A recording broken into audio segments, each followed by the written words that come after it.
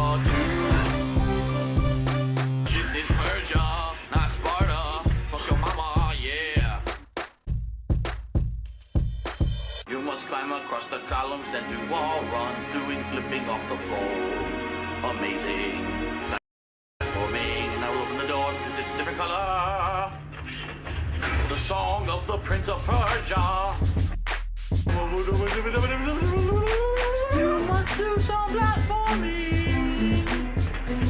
Platforming, do some platforming. Platforming, yes, nice platforming for you. Don't jump there, jump onto the other column like this. Haha, very nice, very nice. Yes. Jump to the wall and grab it with your hands. Now run and do amazing wall dive. Yes. You must jump to the next column, yes, to the next column. No, you went too far. Go back and jump off the column. Get to the wall, jump on the beam. Get to the wall, jump on the beam. Do the leap of the leaping leap, do the leap, do another leap. Then insert the bats with a leap, and another flying leap off the pole with a leap, and another leap. Oh, my sword has titties. I have the best sword ever, two tick bitties. Two tick bitties. I have the best sword ever, two tick bitties. Two big shin tick bitties. Two big shin tick bitties for you. Fuck your mama too. Two big shin tick bitties. Two big shin tick bitties for you. Fuck your mama too. This is Persia, not Sparta. Fuck your mama, yeah.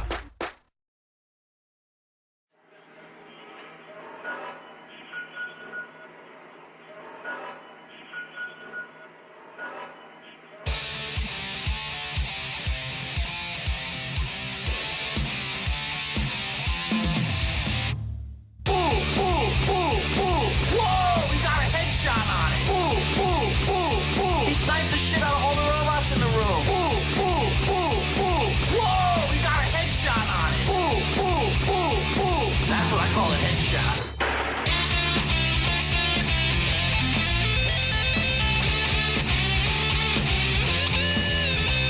Let's see what kind of enemies are around here. Here's some geckos. There's definitely ghoul activity up here. There's giant rat scorpions. I gotta get the fuck out of here. Look how many of them there fucking are. What is this shit? How could I possibly kill all of these? I need dynamite. Company. Boone is my fucking hero. Whoa, we got a headshot on it. He sniped the shit out of all the robots in the room. Whoa, we got a headshot on it. That's what I call a headshot. We just figured out that it's Jeannie Mae. Question is, where the fuck is Jeannie Mae? She hasn't been here all day. Wonder where she is. Cause it's Jeannie Mae, and Jeannie Mae is MIA. You can't fucking find her. Oh, here she is, finally! Boone's gonna be ecstatic. Whoa, we got a headshot on it. He sniped the shit out of all the robots in the room. Whoa, we got a headshot on it. That's what I call a headshot. Come with me if you want to live. And then blow her brains out. That's what I'm talking about, sweet revenge. Come with me, there's something you should see in front of the dinosaur. Yeah, come on, bitch. She's fucked. Dude, you ain't get what's coming to you, you fucking slut. Yeah! Yeah! Yeah! Yeah! Or big sound effects. Whoa, we got a headshot on it. He sniped the shit out of all the robots in the room. Whoa, we got a headshot on it. Everything he says is so fucking cool. Let's get out of here. Boom this fucking shit up.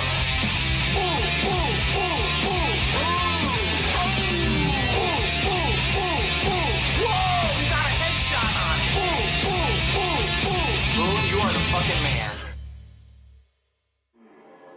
Ooh, vaporized, baby. A beautiful vaporization.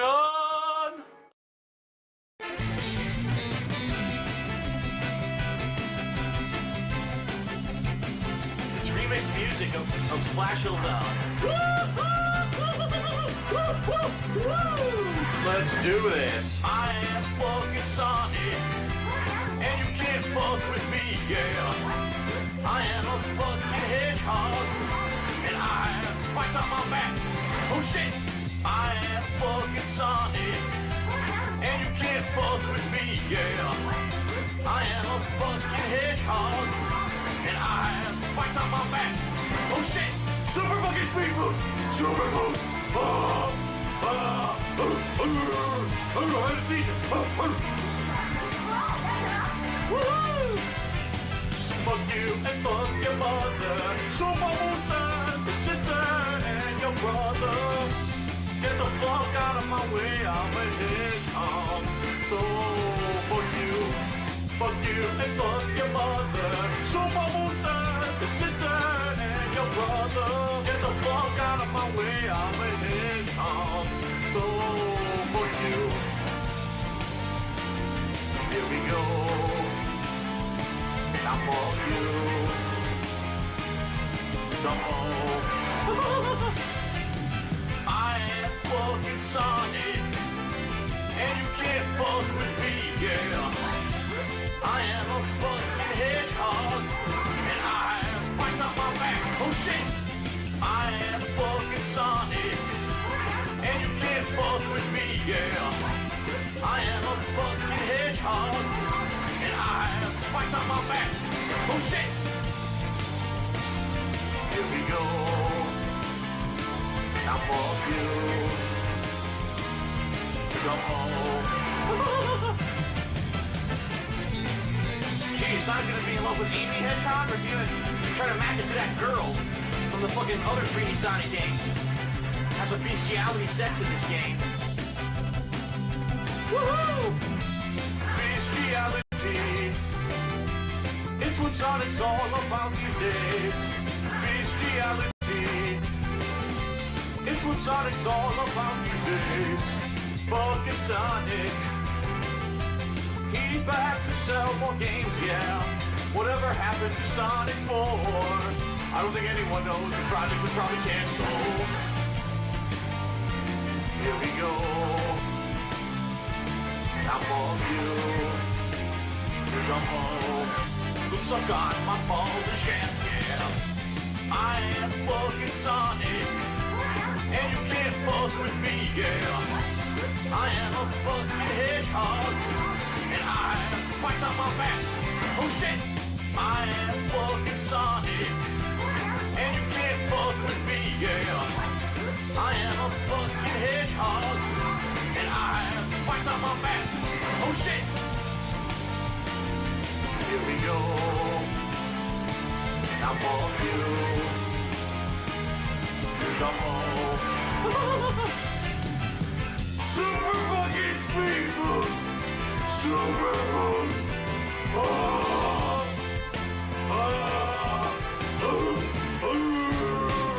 Super boosters. Fuck you and fuck your mother, your sister and your brother. Get the fuck out of my way, I'm a hedgehog. So fuck you. Here we go. Now fuck you. Come home. Super boosters. And I missed everything right there. Oh fucking shit, the giant fucking fish. Get on it. Ah. Stupid fish. Whoa!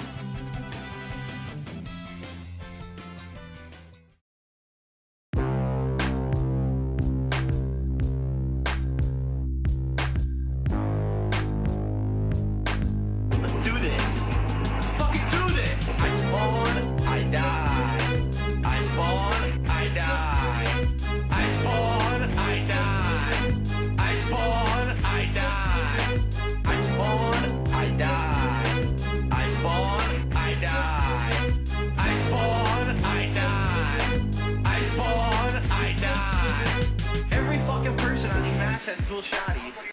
Yeah, dual shotty that, cocksucker. Every fucking person on these maps has dual shotties. Oh, here we go, dual shotties, I can't do shit. Come here, motherfucker, huh? You fucking want some, bitch? Fucking want some, bitch? Huh? Come here, motherfucker, huh? You fucking want some, bitch? Fucking want some, bitch? Huh? huh?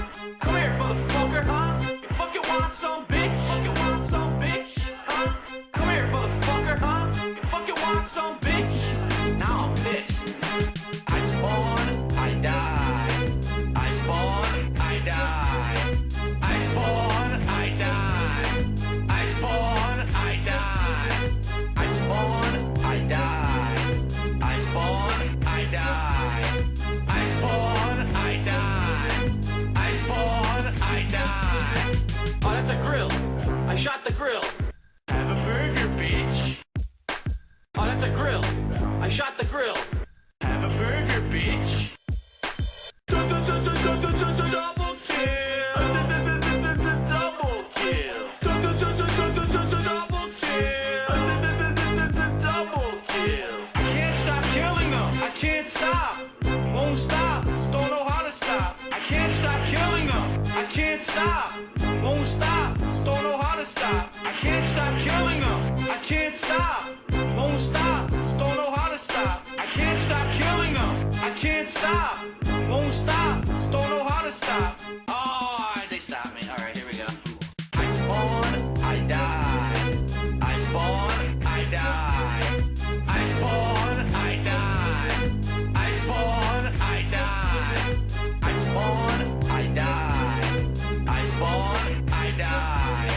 I spawn, I die. I spawn, I die. I really wish these 10-year-olds would shut the fuck up. Fuck you, fuck that, fuck this, fuck that, fuck you. I really wish these 10-year-olds would shut the fuck up. Fuck you, fuck this, fuck that, fuck this, fuck you. I really wish these 10-year-olds would shut the fuck up. Fuck you, fuck that, fuck this, fuck that, fuck you. I really wish these 10-year-olds would shut the fuck up. Fuck you, fuck this, fuck that, fuck this, fuck you. I spawn, I die. I spawn, I die. I spawn, I die. I spawn, I die. I spawn, I die. I spawn, I die. I spawn, I die. I spawn, I die. I spawn, I die. I spawn, I die. I spawn, I die. I spawn, I die. I'm the king of hate. I'm the king of hate. Bitch. I'm the king of hate. I'm the king of hate. I'm the king of hate. I'm the king of hate. Bitch. I'm the king of hate. I'm the king of hate. I'm the king of hate. I'm the king of hate. Bitch. I'm the king of hate. I'm the king of hate. I'm the king of hate. I'm the king of hate. Bitch. I'm the king of hate. I'm the king of hate. That's what I'm fucking talking about right there, man.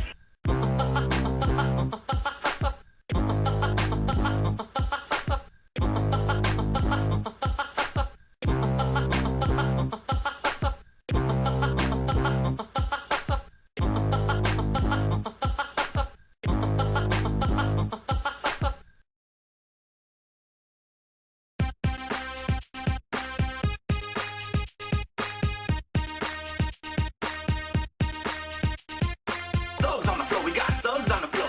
Shoot 'em in the face, cause it's thugs on the floor. Thugs on the floor, we got thugs on the floor. Shoot 'em in the face, cause it's thugs on the floor. Thugs on the floor, we got thugs on the floor. Shoot 'em in the face, cause it's thugs on the floor. Thugs on the floor, we got thugs on the floor. Shoot 'em in the face, cause it's thugs on the floor. Shoot 'em in the face, cause it's thugs on the floor. Shoot 'em in the face, cause it's thugs on the floor. Thugs on the floor.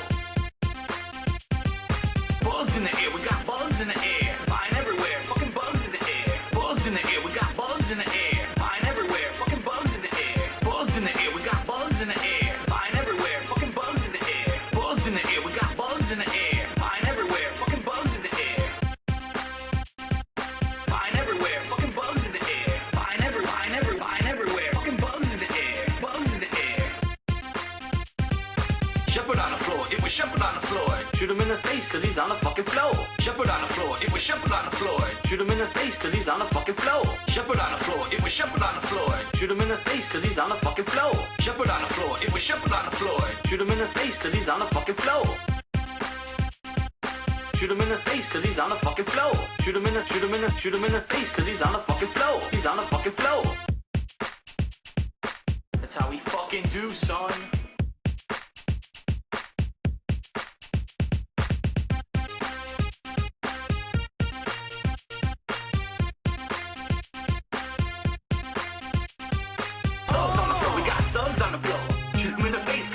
on the floor.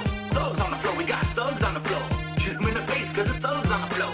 Bugs in the air, we got bugs in the air. Flying everywhere, fucking bugs in the air. Bugs in the air, we got bugs in the air. Flying everywhere, fucking bugs in the air. Shepherd on the floor, it was Shepherd on the floor. Shoot him in the face, cause he's on the fucking floor. Shepherd on the floor, it was Shepherd on the floor. Shoot him in the face, cause he's on the fucking floor. Bugs in the air, we got bugs in the air. Flying everywhere, fucking bugs in the air. Bugs in the air, we got bugs in the air. Flying everywhere, fucking bugs in the air. Thugs on the floor, we got thugs on the floor. Shoot him in the face, cause it's thugs on the floor.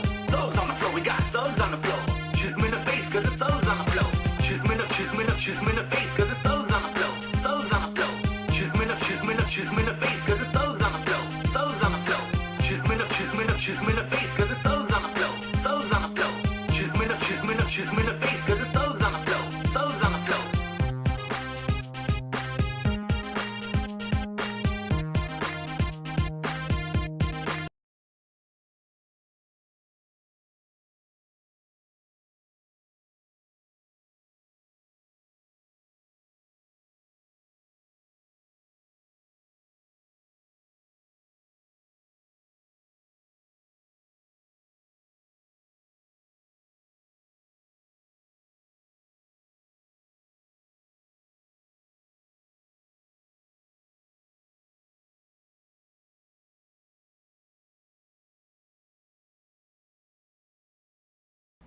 Okay, everyone, good evening and welcome. Welcome to my final stream of the streaming week. As you know, I start streaming on Fridays and go right through Wednesday, non-stop without a break, and final stream of this crazy streaming week. What a week it's been with the E3 stuff, right? The E3 coverage has been quite exciting. Good stuff coming out of E3, bad stuff coming out of E3. E3 is finally coming to a close, and so, if you did not have a chance yet, earlier today, I did my E3 best and worst rundown broadcast, including a full schedule, a gaming schedule update for not only the rest of 2019 but early 2020 as well. It was a 2.5-hour show. It was quite fun and interactive and good, and I liked doing it. And I hope that you have seen it. If not, it is live over on DSP Gaming. It went live during the break, and you can watch it on demand at your leisure. In particular, if tomorrow when I'm not going to be around, if you guys want to check that out, feel free. You should enjoy it, okay? So, Phoenix Wright, Trials and Tribulations, 2 hours tonight. We're heading into Case 5. We've done all of the pre-investigation. Miles Edgeworth is going to be the attorney for this case because Phoenix is hurt and injured. And it should be an interesting one. I want to see how things go, all right? So 2 hours of courtroom hilarity here tonight on the stream. As I've already mentioned, I'm off tomorrow. Please take the opportunity to get caught up on all my E3 stuff tomorrow, as well as all the ongoing playthroughs and everything else I've been doing recently over on DSP Gaming. Friday, I return with full-time streaming. Final Fantasy IX continuing finally on Friday, and then some Mortal Kombat 11 multiplayer that night. On Saturday, it will be The Division 2. That's right, I'll be checking out The Division 2 because it is free for the weekend, so I'll be trying it out for the very first time on my main gameplay stream on Saturday, and then Saturday night, we'll return to some chill gameplay with MLB The Show 19. On Sunday, I'll return to Final Fantasy IX for another major session, and then Sunday night, we will be doing, some more Phoenix Wright Trials and Tribulations. On Monday, it's going to be the Borderlands 2 final DLC.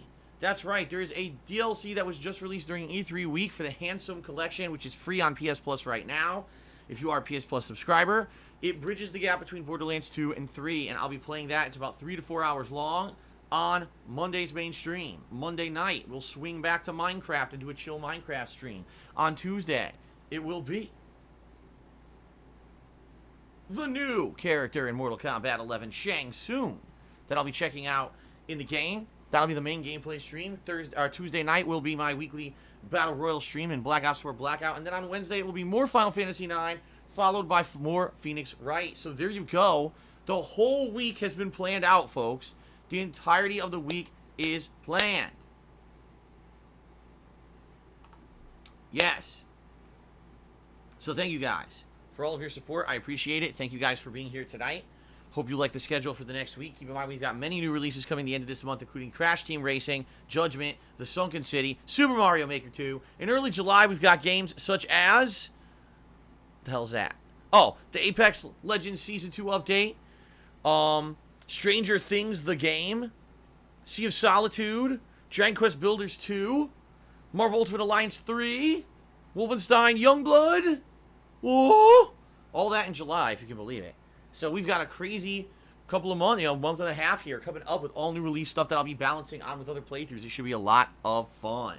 Also, guys, FYI, starting sometime this weekend, all right, sometime this weekend, I'm going to be setting up the poll by which you guys, not the poll, the forum thread, by which you guys can nominate games for the upcoming Viewer's Choice event, because we did hit the sub goal for the month, which means the Viewer's Choice is a go, and every single one of you can nominate games for this upcoming event. I'm expecting a wide variety of games to be nominated, and that will probably be set up sometime this weekend when I get a chance, all right? So I'll let you know when that does get set up. Special delivery! All right, last thing, guys, before we get started. Thank you so much, all of you, for all of your contributions. I appreciate it. Right now, I really need your help with tips. Sadly, I am completely broke again.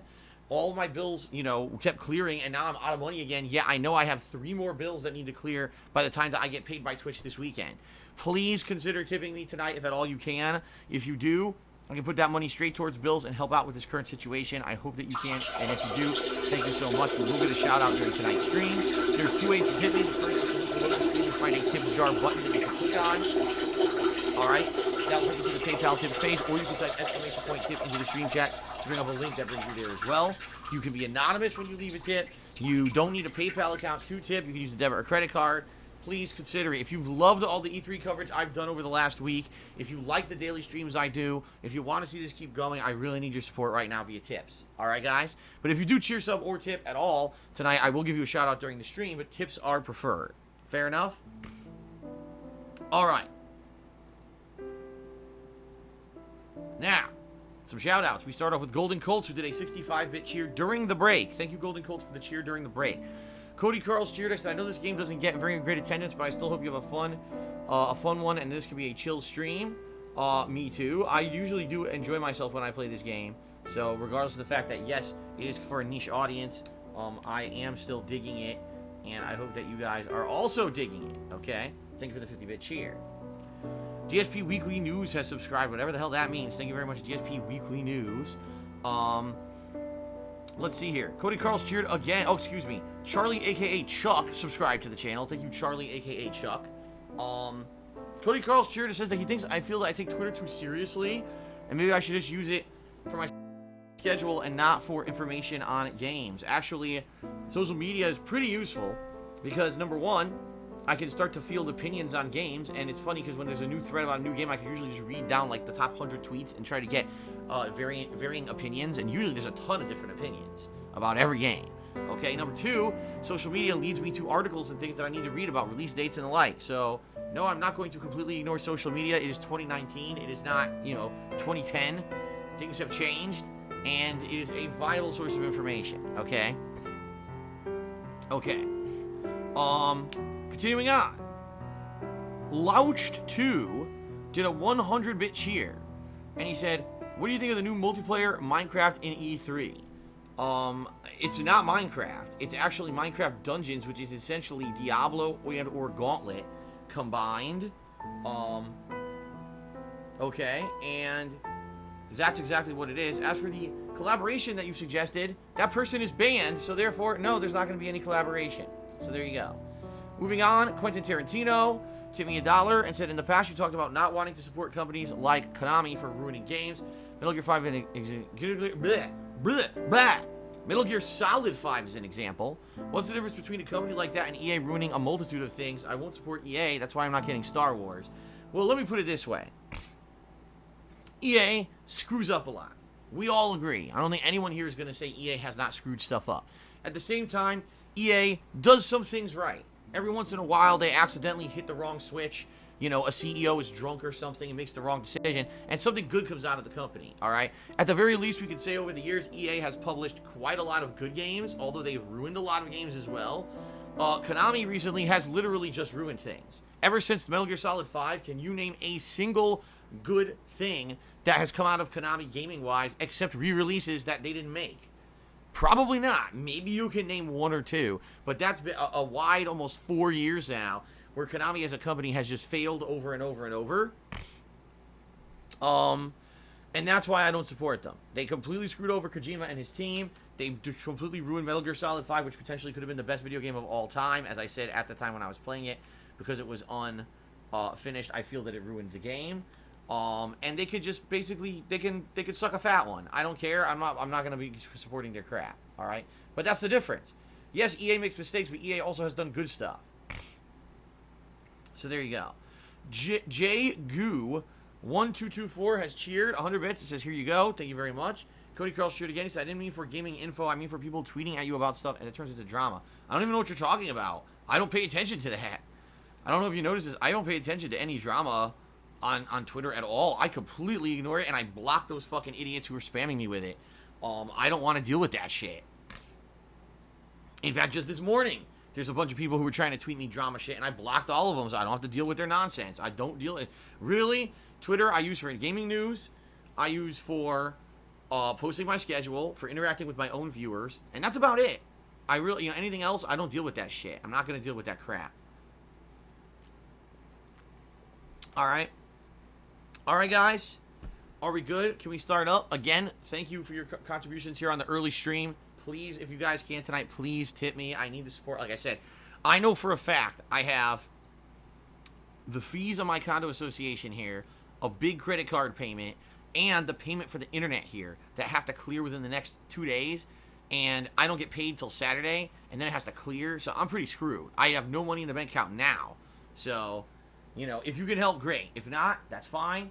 As I've said many times, contributions are not required. Contributions are greatly appreciated.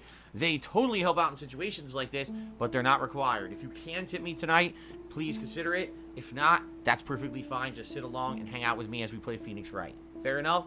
All right. Sound good? That's it. It's time to start. What is going on? I don't know what's going on. All right.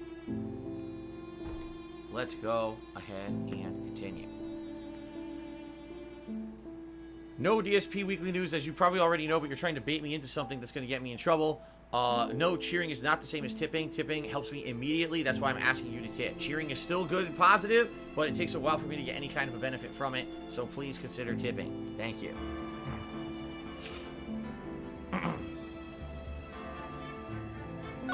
All right. Wow.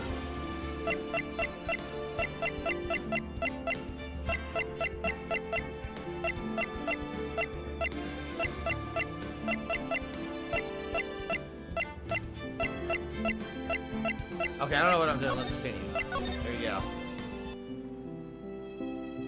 Alright, ladies and gentlemen, welcome back to Phoenix Wright Trials and Tribulations, Case 5. Finally starting it up with Mr. Miles Edgeworth. Gonna be the defense attorney for the first time ever, which is pretty interesting. I received an anonymous $2 tip. Thank you very much to whoever that was. I appreciate that. And I'm gonna get you up on the leaderboard. Much appreciated. And that gets us up to a nice $3. Literally within the first 30 seconds of streaming, so that's a good sign. Okay. Loud. Lower the volume here. I forget how loud this freaking game is. Alright. So you guys let me know if the volume is good or not, okay? Alright, so it's Iris. Oh my, Mr. Loris feels that way about me? Apparently, he isn't aware of your real secret at all. Oh, this is no time to be embarrassed. I'm sorry. I'm just hardly accustomed to that sort of thing. Worry not. And in any case, whatever it was that he saw on the night of the incident, mark my words, I will drag it out of him. Does that mean Mr. Loris is the witness today? No. I believe that none will be the first to take the stand. Sister Bikini. She claims to have seen the very instant in which you carried out the crime. I just want to ask you one last time. It really wasn't you who killed Miss Elise Donim, correct? That is correct. It wasn't me. Very well, then. Mr. Edgeworth? Yes? You are a prosecutor, aren't you? Are you sure about this? If your true identity is revealed... Don't worry. I made the necessary arrangements. I see. Iris, it is a prosecutor's job to doubt people. But right now, I am a defense attorney. A defense attorney's job is to believe in people and to believe until the bitter end. That's what my friend told me once. Mr. Edgeworth, I simply ask that you watch and decide for yourself whether or not I am fit to do the task that I have been entrusted. Very well, sir. I leave my defense in your capable hands. Alright. Akio Artorias cheered and said, "This Borderlands DLC going to be co-op? What are your thoughts on the case?" I don't know. I would like to do it co-op, but I don't know if anyone who is, has PS Plus wants to get this collection and play it with me. Quite frankly, it came out of nowhere because it was announced out of nowhere during E3's press conferences, and I've been so busy I haven't had a chance to ask around and see if anyone was interested in playing. So we'll see. I guess when I get back from my break tomorrow, I'll start asking around on Friday and see if over the weekend if I can recruit a few people who would be interested in playing with me. Okay? All right. The game audio is a tiny bit high, says Cody Carls. Fair enough. Let me go ahead and lower it more. I know the game is fucking loud, man. I don't know why this game is so loud. I had to turn my headphones all the way down. Okay. Here we go.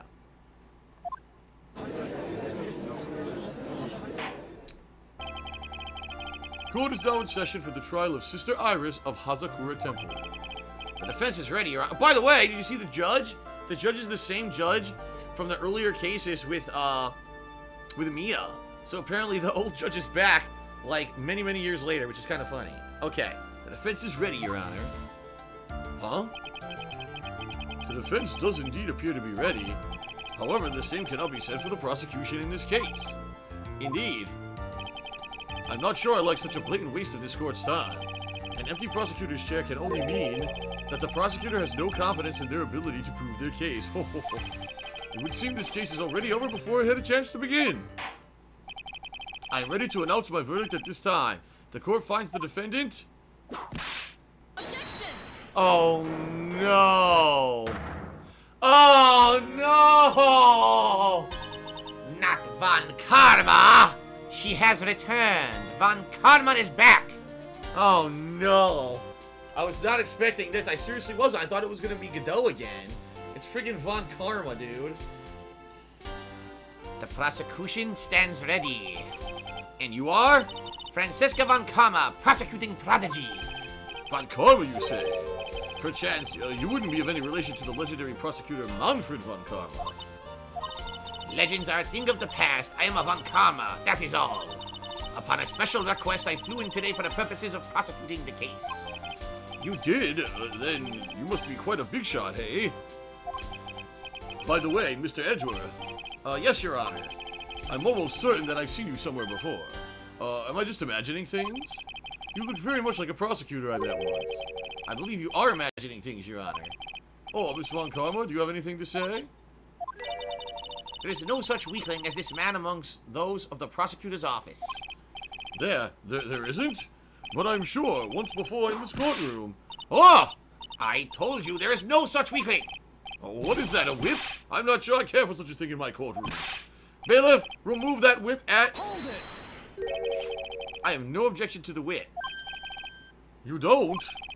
The prosecution can wield a whip or drink 17 cups of coffee, but there is still only one truth. That is what I stand here to prove today. Ha! This promises to be interesting, Miles Edgeworth. I had expected to face Felix right here today, but looking at you now, maybe this is what I have been waiting for all this time. Miles Edgeworth, I will not allow this charge to crush you slip through my fingers. Ha! I see you brought your flair for the histrionic. Now, allow me to add to the things I'm not sure about. People acting bizarrely in my court. The stage is set. Now continue with the proceedings, Your Honor. Very well, Miss Von Karma. Please give an outline of this case, with as little whipping as possible. The murder victim is the famed picture book author Miss Elise Donim. Her body was found in the Hazakura Temple courtyard. She had been stabbed through the torso by a ceremonial sword from a golden statue. The sword in this picture is the weapon in question, correct? Very well. The court accepts this photo of the crime scene. Alright, I gotta look at that again, because this is the first time we had a chance to look at that photo. There is no mistake, this was the doing of Sister Iris. Ha! After all, there's a witness to her crime. Very well. Please bring this witness to the stand. And so it begins. My first and last trial as a defense attorney.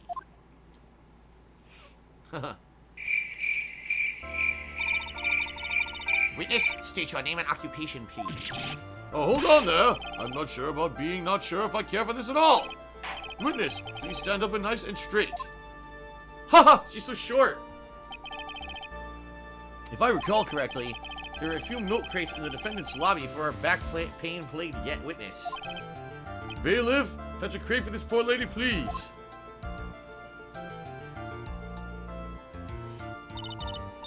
Once again, your name and occupation, please. Oh, little old me. Well, I'm the head nun of Hazakura Temple on Eagle Mountain. My name is Bikini. You got it? Bikini. Nice to meet everyone. Oh, but you don't appear to be wearing a bikini right now. Oh! The courtroom is in the garden of holy judgment. Those with lechery in their hearts should leave this sanctuary at once. You want me to leave? No need to get your... Oh, no need to get your bikinis in a twist. Let me tell you, I'm a sight to behold in the summer. Whoa! In any case, witness, I hear that you saw the crime take place on the night in question. That's right. I can still hardly believe it myself, to be honest. There's no way dear little Iris could do anything like that. Let us hear what you have to say, then. First, tell us about your own movements that night, eh? Alright. Are you a functional The night retard? of I the have to murder. ask. That night I was helping an acolyte with her training in the inner temple, but... Well, as you can see, my back likes to act up violently. So, I left Iris to help the acolyte, and I returned to Hazakura Temple. There's no bath at the inner temples, you see, and I needed a long, hot soak. It was after I had finished, just as I was heading back, that's when I saw it. Alright. Missouri Lover just did a 150-bit cheer, top cheer of the night. He says, a bikini in a bikini must be a beauty and grace incarnate. Oh boy. Missouri Lover, I didn't know you felt that way. Jeez, wow, well, okay then. Different strokes for different folks, I guess. That's fine. Thank you very much, Missouri Lover, for the cheer. I appreciate that very much. Top cheer of the night. Okay. Let's continue. So it was simply coincidence that you found yourself returning to Hazakura Temple? Yes, you could say that. If my back hadn't been in so much pain, I would have stayed at the inner temple. That sounds like a pretty important statement she just made. There's only one problem with this testimony that I can see. And you're not about to fall at the first hurdle now, are you, Mr. Miles Edgeworth? Mr. Edgeworth, please begin your cross-examination. Okay.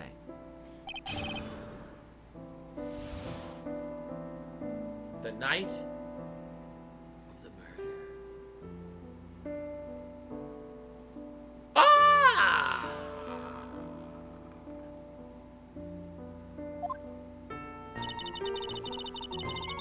Alright. Helping an acolyte with her training in the inner temple. Let's press that. What is this inner temple? Well, see, conversing with the spirits is what we train people to do, right? We'll be the ones asking you the questions, madam. In order to do that, a place strong in spiritual power is required, and there's a small temple across Dusky Bridge called the Inner Temple. Acolytes must spend an entire night there to undergo intense training. And how exactly do you help with this process? It is all quite exacting. It can't be performed without a nun supervising.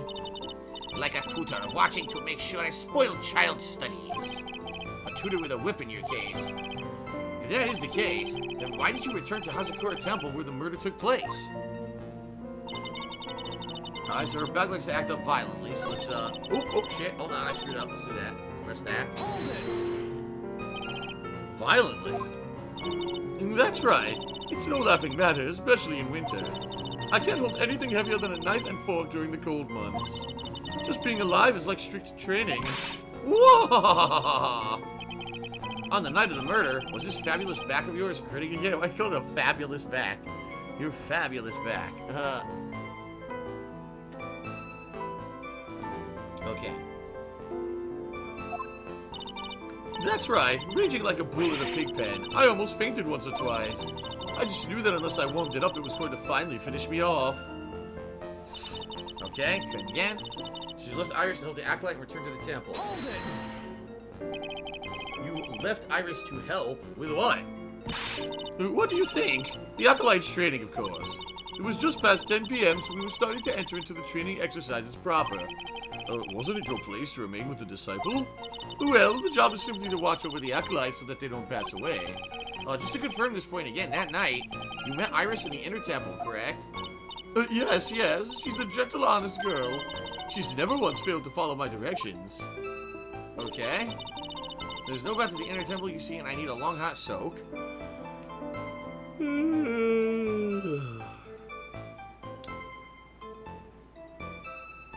Oh, okay, so let's press that. So you return to the Hazakura temple in order to take a bath? My back is to blame for everything. It's a do-or-be-done-in kind of world, after all. Well, how long were you in the bath for, if you don't mind me asking? My. What a delivery! I know what's on your mind. It's a delivery! Oh? I bet your next question is going to be, where exactly did you wash? This is why you have to watch the young ones. What are you going on about? I was... Wah! Pathetic, Miles Edgeworth. The lowest of the low. Is there some sort of kick-me sign stuck to the defense's bench? Anyway, I couldn't afford to be away from my post for too long, you understand, so... So, it's after I finished the story heading back, that's when I saw it, okay? The crime took place in the courtyard, correct? When you go from my room to the main hall, you have to take a winding hallway from which you can see the courtyard. That's right. In other words, it was pure coincidence that the witness saw the crime taking place before her eyes. There was no complicated setup in this case. That certainly seems to be true. There's indeed only one problem with this testimony. If I can clearly point that out, I can begin to quantify just how good this witness's memory and observation skills are. Okay. We can activate the training in the inner temple. You can see my back acts up violently, alright. I left Iris to help the Acolyte, and I returned to Hazakura Temple. There's no back to the inner temple, you see, and I need a long hot soak. Was after I finished, I was heading back, that's when I saw it. Okay.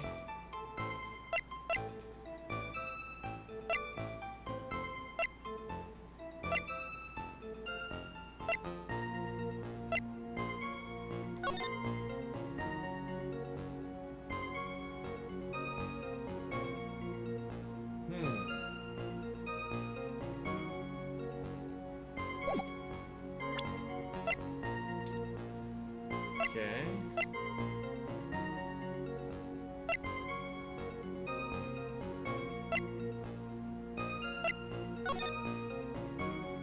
So, first time we're actually looking at the crime scene photo, by the way.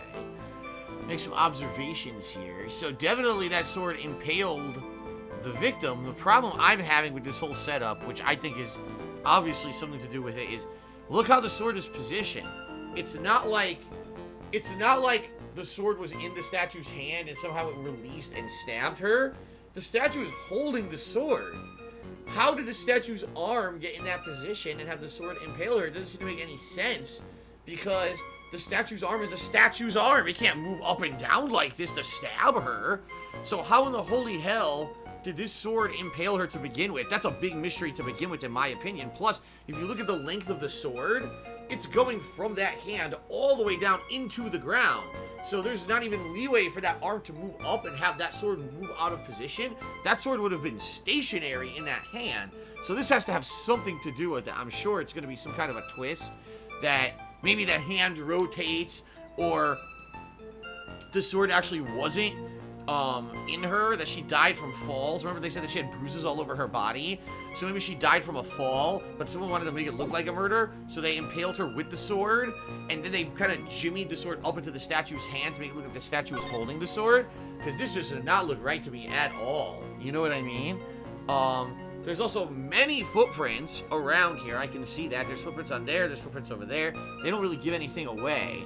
There's also this weird alcove. If you look behind the statue, there's an alcove there. Almost like someone could have maybe jumped out or taken by surprise, or could have been hiding back there and then came out to do the dirty deed, or even to take the body that had fallen out the window and finish it up. Like, it's very odd. The whole setup is very weird. It's obvious that, no, the statue didn't fucking impale her. And how did Iris impale her but then get the sword into the statue's hand? It doesn't seem to make any sense, right? It's a very confusing setup. Shout out to Zugaruk, who just did a 1,000-bit cheer. Said statue is the murderer. I'm calling it now. He's the statue itself is the murderer. So Zugaruk is the top cheer of the night. Thank you very much, Zugaruk, for the 1,000-bit cheer. I appreciate that very much. Okay. So I want to think, is there anything else I want to investigate here? Cause is loss of blood from stab in back. Body fell 10 feet after. Body fell 10 feet after death.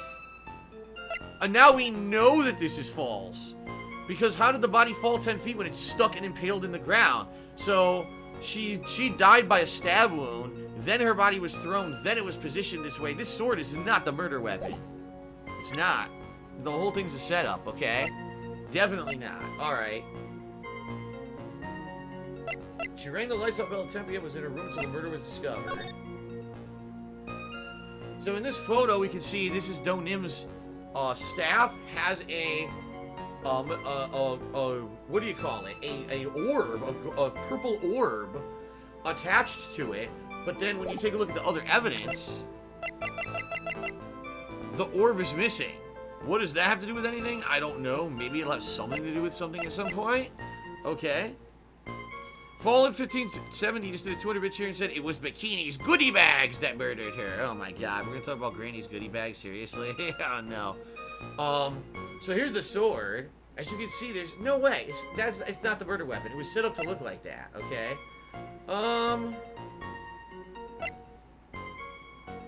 I don't think any of this is pertinent. We know about that. Maybe the positioning in the map has something to do with this, with what we need to contradict. I'm thinking. The weather report. There was snow 7 to 10:50 p.m. Lightning 10 to 11 p.m. Lightning struck Dusky Ridge at 10:45. Around 30 minutes passed between the fire starting and going out. I get the feeling this is going to be a huge thing. Seriously, like, this is definitely going to have something to do with it, because it was snow from 7 to 10:50. Right? It doesn't say how heavy snow it was, though. You notice that? Because the snow might have something to do with the footprints being covered or not being covered up. Also, it needs to be said, there's no snow on the body. You notice that, right? It said that there was snow from 7 to 10:50, but there's no snow on the body at all, right? Hold on a second. There's no snow on the body at all. This body was placed after 10:50 p.m. See that? So now we know she died. This body was placed between 10:50 and 11, apparently. Look at that. We're uncovering a lot of stuff just by looking at the we're looking just at the facts here, and we're getting a lot of information about this case. It's good. Okay.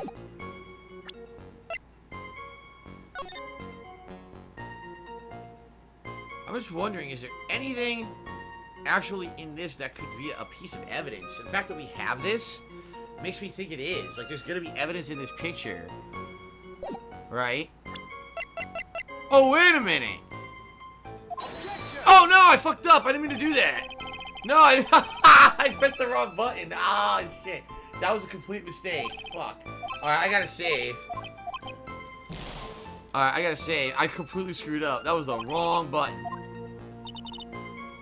Let me save. Shit. Son of a bitch. No, here's what I was gonna say. Check this out. I just found something else. Right? So take a look. Her hood has a purple orb in it. In the picture... That's not the picture. There's also a purple orb on the hood in her picture. See that? The purple orb may be what was attached to the staff. In fact, I would almost think the reason that she gave you this hood is because the hood has the purple orb on it, and it's going to be a critical piece of evidence for later. I almost guarantee it. That's why she gave you the hood early on, or she gave Phoenix the hood. I almost believe it. I'm getting a lot of things I'm seeing. See, I'm getting better at these games. Now, as for what we're supposed to contradict, I think what we should do is look at the profiles and see what profiles are involved here, okay? First of all, I got an anonymous $2 tip. Who said, I remember you saying Dragon Quest XI in Japan had the 16-bit version for the PS4 version. It was the 3DS version, actually, which was Japan only that had the 16-bit version. It looked totally different from the PS4 version. Keep up the good work, and thanks for the games. Thank you for the $2 tip. Anonymous tipper. Up to $5 in tips now. Thank you.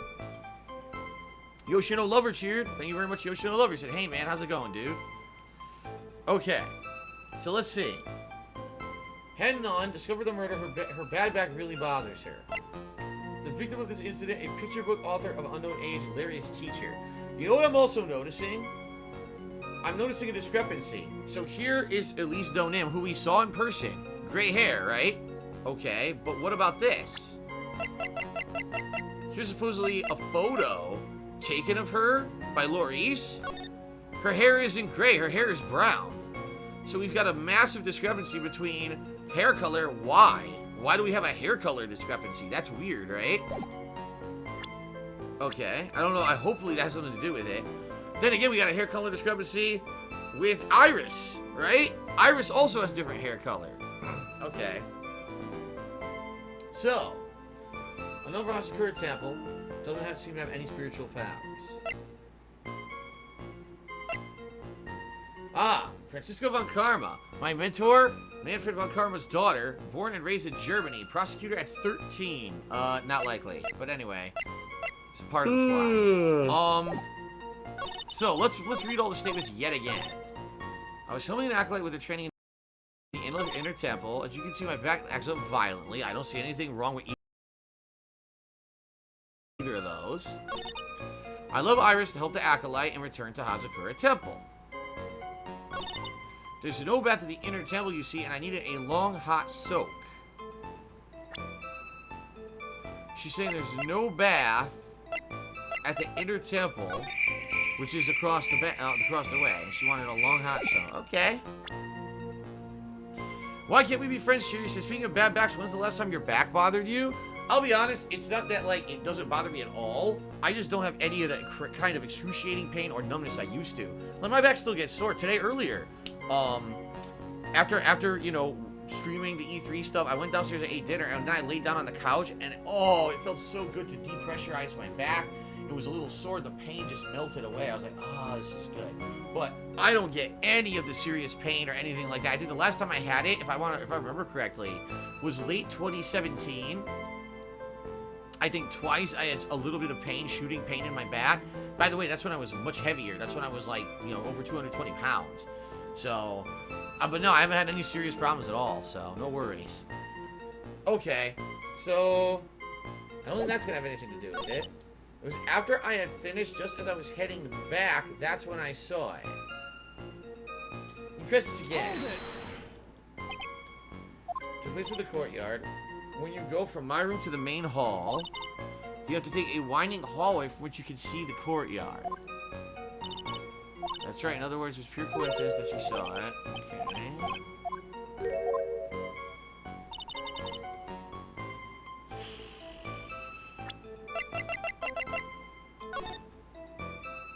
I mean, it's the courtyard of the temple, so yeah, it's quite possible that she saw this, right? Where is this contradiction? I'm gonna have to go through all of her testimony again, man. Thank you, Ring Dude, for a 200-bit cheer. I appreciate that, Ring Dude. Thanks very much. Alright, let's keep going. So let's press again. What is this inner temple? Version of the spirits is what we train people to do. There's a strong spiritual power. There's Dusky Bridge. Acolytes will spend an entire night there to undergo intense training. How can it be a help? It's exacting it can't be performed without unsupervising. Tutor with a whip, alright. Why did you return to Hazakura Temple? Because of her back. No laughing matter, especially in winter. Everything heavier than a knife and fork during the cold months. Because being alive is like strict training. Wahahaha. On the night of the murder, was this fabulous packing was hurting again. That's right, raging like a bull in a pig pen. I almost fainted once or twice. I knew that unless I warmed it up, it was going to finally finish me off. Okay. Okay, I still don't see anything, right? She left Iris to help the Acolyte and returned to Hazakura Temple. Hold it! So Iris was done with the Acolyte's training. It was past 10 p.m. So we were starting to enter into the training exercises proper. See, now the only thing that I can think of is that there's testimony from Iris saying she stayed in her room from 10 p.m. on. So it's a direct contradiction to this, but it doesn't necessarily mean it's true. I could present that, but I don't know if that's what they want right here. Wasn't your place to remain with the disciple? The job is simply to watch over the acolytes so they don't pass away. You're firm. You went Iris to the inner temple. Yes, yes. She's a gentle, honest girl. She's never once failed to follow my directions.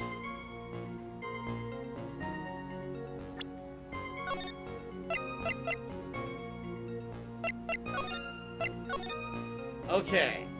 Maybe this could be it. And the reason I say that is because the court record says she rang the lights all bell 10 p.m. and was then in her room until the murder was discovered. This would be the contradiction. You see what I mean? Because her testimony is that, yeah, she disobeyed orders. If she was directly told the orders to do this, she didn't do it, apparently. Okay? So I think that's what I'm gonna have to present. Yeah, right here. Iris told the acolyte and returned to the temple. That's what I'm gonna do. Yup. Okay, let's do it. Objection! Witnesses have to undergo their own trials, I'm afraid. The defendant's fate rests on their powers of observation and memory, after all. Well, well, well. Don't worry. I'm more than up to the task. I'm a woman of faith, after all, the head honcho of Hazakura Temple. In that case, Miss Honcho, I'd like you to explain something for me. The discrepancy between your testimony and that of the defendant, Iris. She claims that after ringing the lights out bell, she went back and stayed in her room. Which means she did not go to the inner temple at all. No. She said that? A defendant or a witness? Who is more likely to lie, do you suppose? The defendant is simply lying to cover her back. Objection! But that is completely illogical. The murder was committed in the courtyard of Hazakura Temple. Claiming that she went to the inner temple would make for a much better alibi. Ha!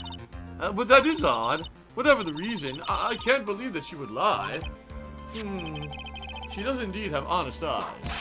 Whoa! All people lie. That is my belief. Why am I the only one being whipped in here? Anyway, neither the witness nor the defendant have any reason to lie.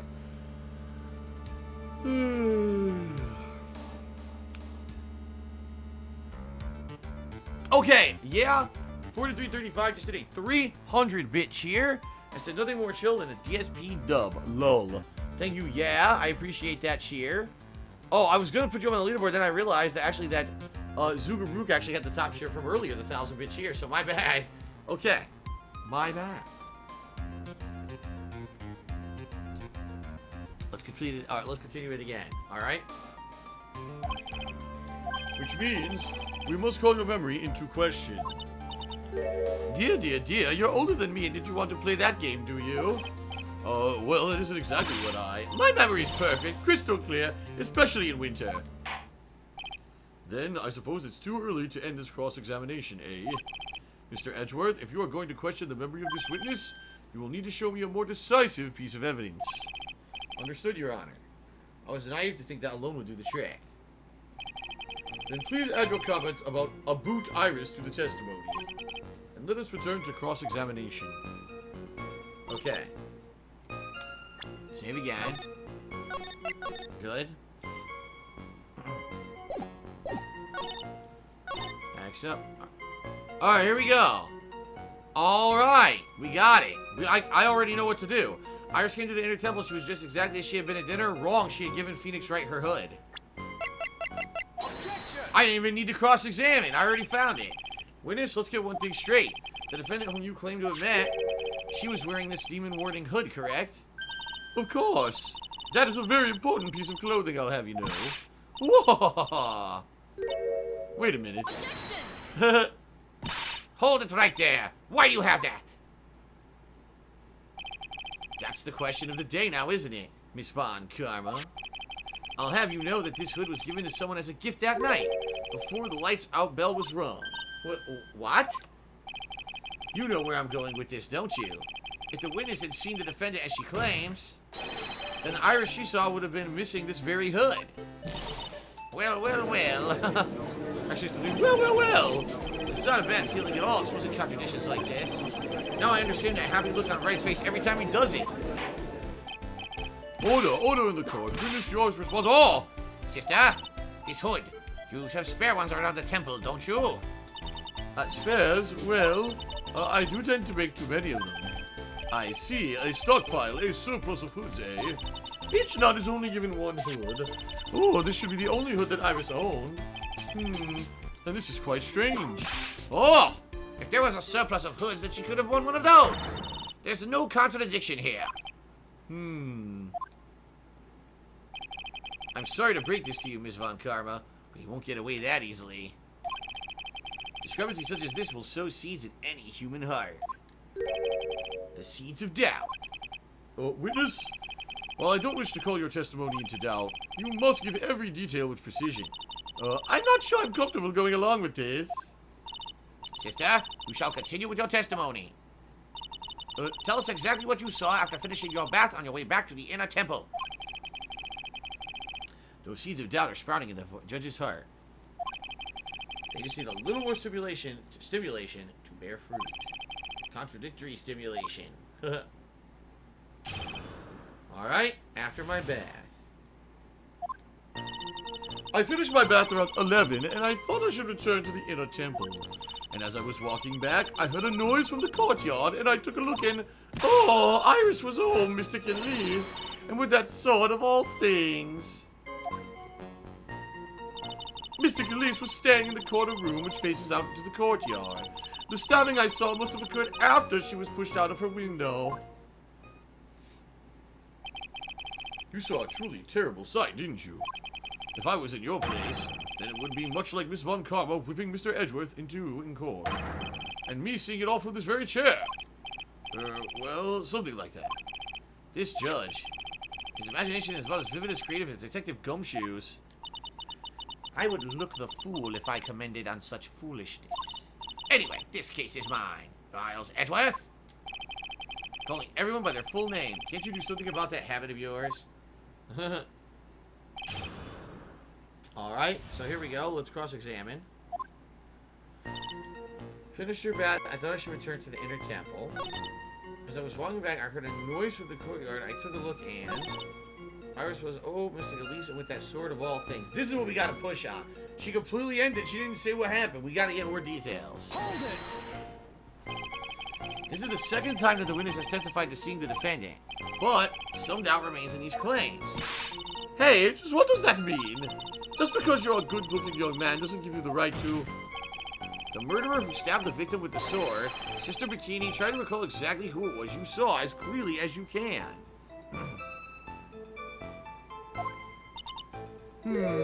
Well, you're a handsome young man, so I'll forgive you. Oh, now that you mention it, there was something awfully strange about her. Something that has been bugging me all this time. Please don't keep us in suspense. Her hood! Her hood? That's right, it's coming back to me. Iris wasn't wearing her hood. I thought something was out of place, but it all makes sense now, doesn't it? After all, she'd given that hood away to someone, right? Ha! You've dug your own grave, Miles Edgeworth. What do you say, Mr. Edgeworth? Is this testimony important? Yes. This may initially appear to put me at a disadvantage, but I can't see any other leads at the moment. Your Honor, I would like these new statements to be added to the testimony. Heh, Miles Edgeworth, if you want to hang yourself, you need only to ask. I'll gladly lend you my whip.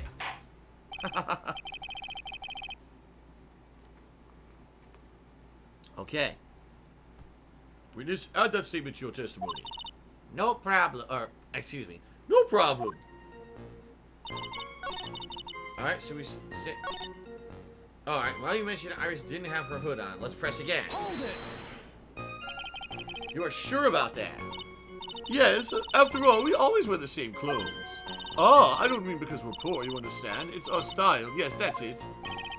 There's absolutely no need to explain yourself. Anyway, she looked different from normal, so that really stuck out. Like me holding a whippet puppy instead of my whip. At least then it might bite you and not someone else. Iris didn't have her hood on, I'm sure of it. Very well. Now, please tell us about the victim, eh? Okay. She's sitting in the corner room which faces out onto the courtyard. I don't see anything wrong about that. The stabbing I saw must have occurred after she was pushed out of her window.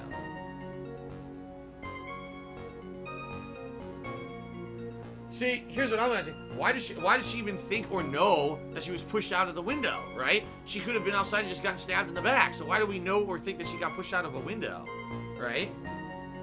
Hold it! What makes you so sure of all this? It's just like I told you earlier.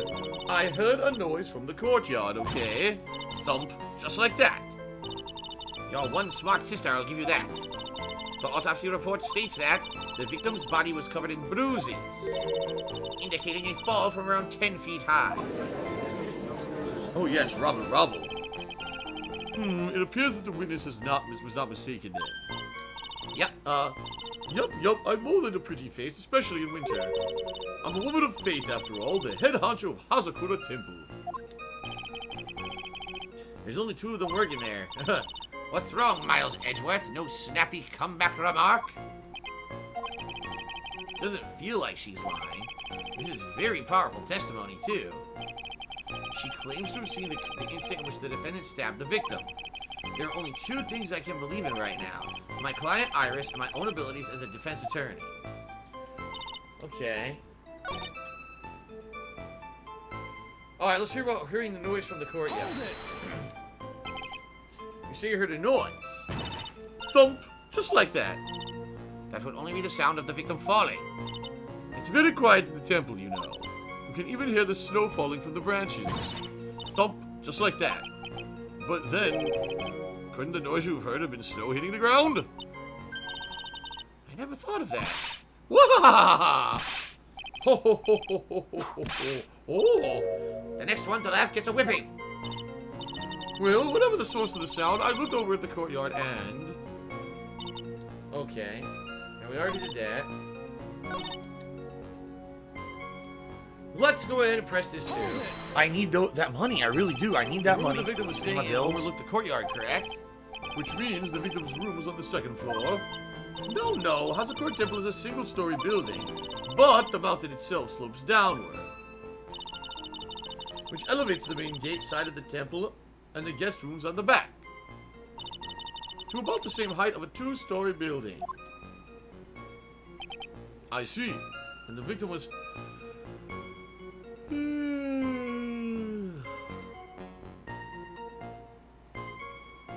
staying at one of these elevated rooms, correct? Yes, I should know. I'm the one who carried her things to her room after all. Okay. Hmm. The stabbing I saw must have occurred after she was pushed out of her window.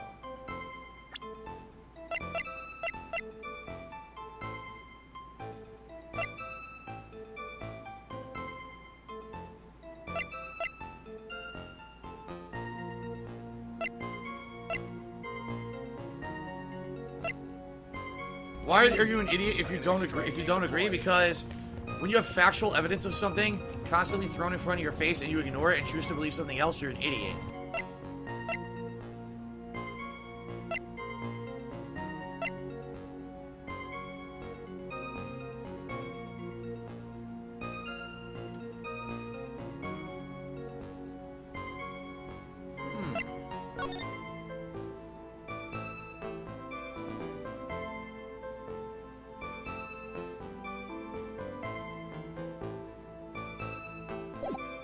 I'm not sure. Let me go ahead and save.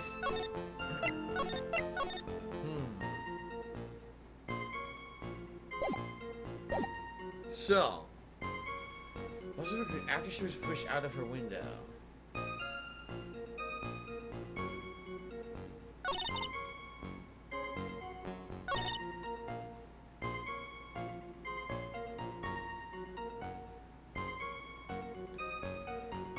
Now that you mention it, Iris didn't have her hood on. We added this to testimony for a reason. There has to be a reason we added this. Why?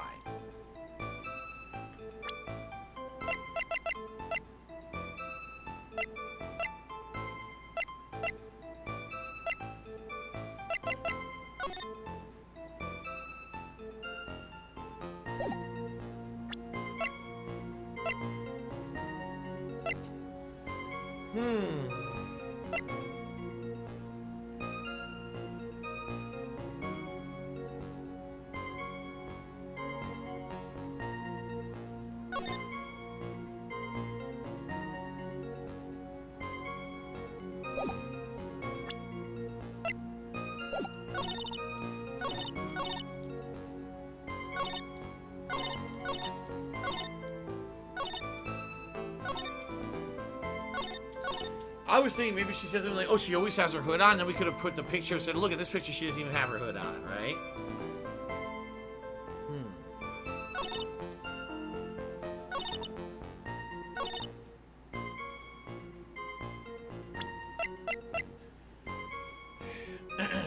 The stabbing must have occurred after she was pushed out of her window. Right.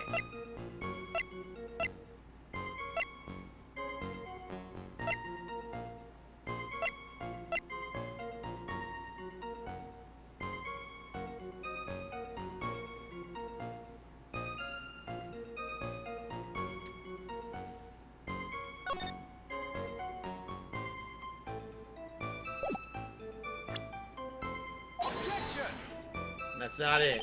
I tried.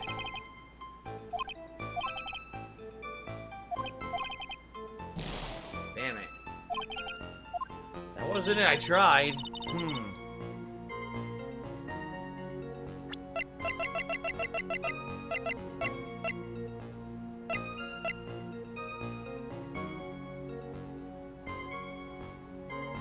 Oh, here it is. Body fell 10 feet after death. I figured it out.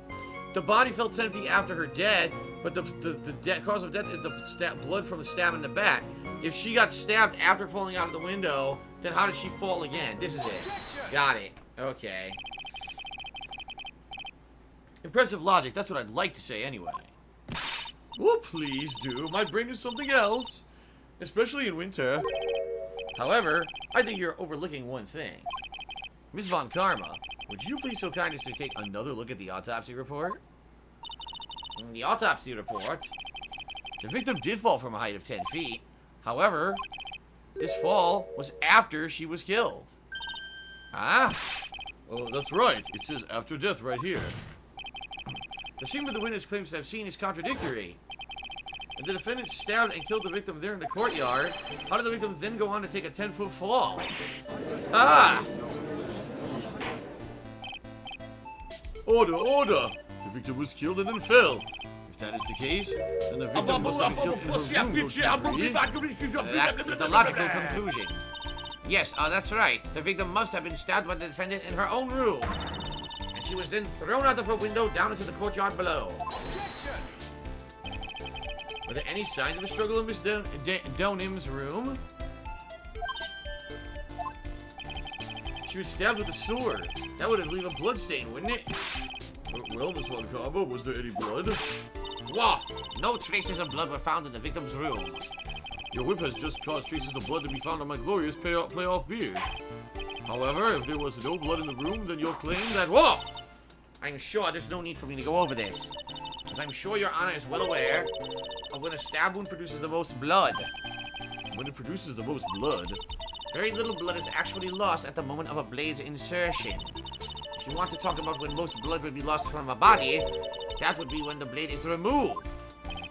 Indeed, with the weapon still in place, it acts like a lid on the wound. That's true. With the weapon still in the body, there wouldn't have been much bleeding. A perfectly reasonable line of thinking. Ha! We have come to a conclusion then. The The victim was thrown from the window with the sword still in place. This removes all of the contradiction. Haha! Order. I must admit this is a probable version of events. I expect no less from Franziska von Karma. She locates and takes control of every vital point. It seems that we need a clear testimony from the witness. Remove all supposition on your part and tell us only the facts, please. Witness, please! Remain standing on the crate. Oh, don't go selling me short now. The weight of winter snow has bent me out of shape, especially my back and my mood. Sister, please give us your testimony. I will give you a vigorous massage once we are finished here. With the whip? Oh boy. Alright. Alright. When I looked across at the scene, the sword was already in place. Thinking about it now, I didn't actually see her stab Mr. Elise. I've never seen so much blood before. That's when I fainted. You can't blame me, can you? And when I awoke, Mr. Ami was stabbing Mr. Elise through the back. Okay.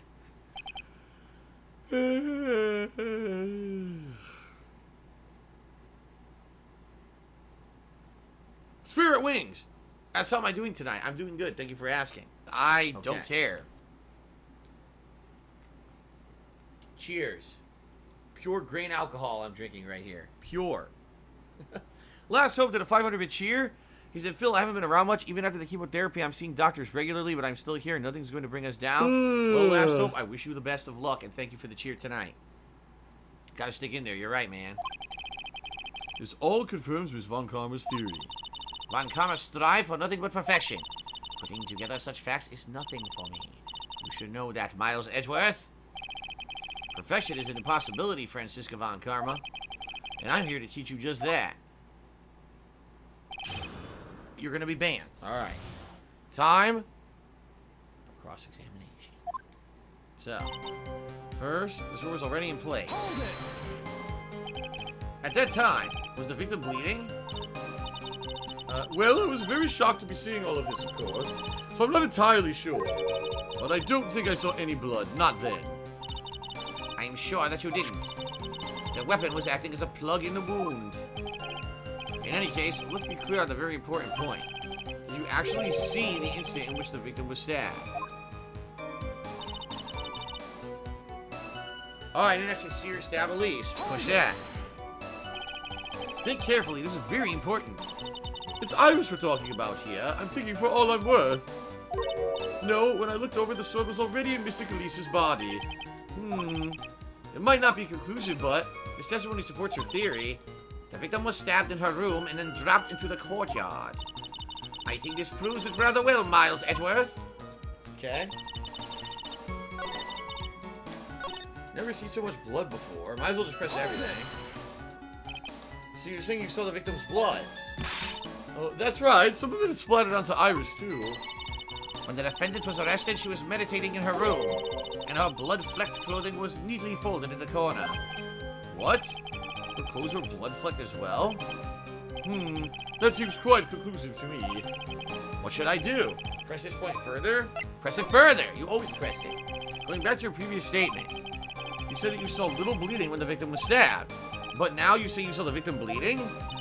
Well, I say that what I saw is what I saw. What did you see? Maybe I didn't see the poor woman get stabbed. But I saw the girl pull the sword out of her. Plain as day. Ooh! Pulled the sword out of her, huh? Shout out to Why Can't We Be Friends, who just cheered and said, have you ever seen Cloverfield? If so, what did you think of it? I saw it in theaters. I thought it was a really good movie. You know, it's done in the style of the found village kaiju style movie. Found footage is what I meant to say. And I think it was well done. I mean, some cheesy stuff, but I thought it was pretty damn scary. It's a pretty good movie, in my opinion. Okay. Pulling the sword out? Well, it wasn't exactly pulling. It was more like it came out. Witness, you will add the statement to your testimony. Oh, was that important? More important than you can imagine. Alright. So I saw the instant in which the blade plunged into the hilt was smoothly drawn out. Hold it! Smoothly, you say? You're saying you saw the sword smoothly slide out? Well, that's right. The whole thing happened right next to the gold statue of Mystic Ami. Mystic Elise was on the ground, and Iris was stooped over her. The sword was buried up to the hilt. When Iris stood up, the sword in her hand just slid out of Mystic Elise's body. It slid out from that gaping wound. Ah! It goes without saying that if the sword was removed, there would be bleeding. Nothing out of place here. Is that really the case? I can't help but feel something about this testimony is out of place. I know what it is. Something which couldn't possibly have happened appears to have happened. So here we go. Completely contradictory. Let plunge into the hilt. Let's say, but we know for a fact that this didn't happen. There's no way it was plunged into the hilt. Okay.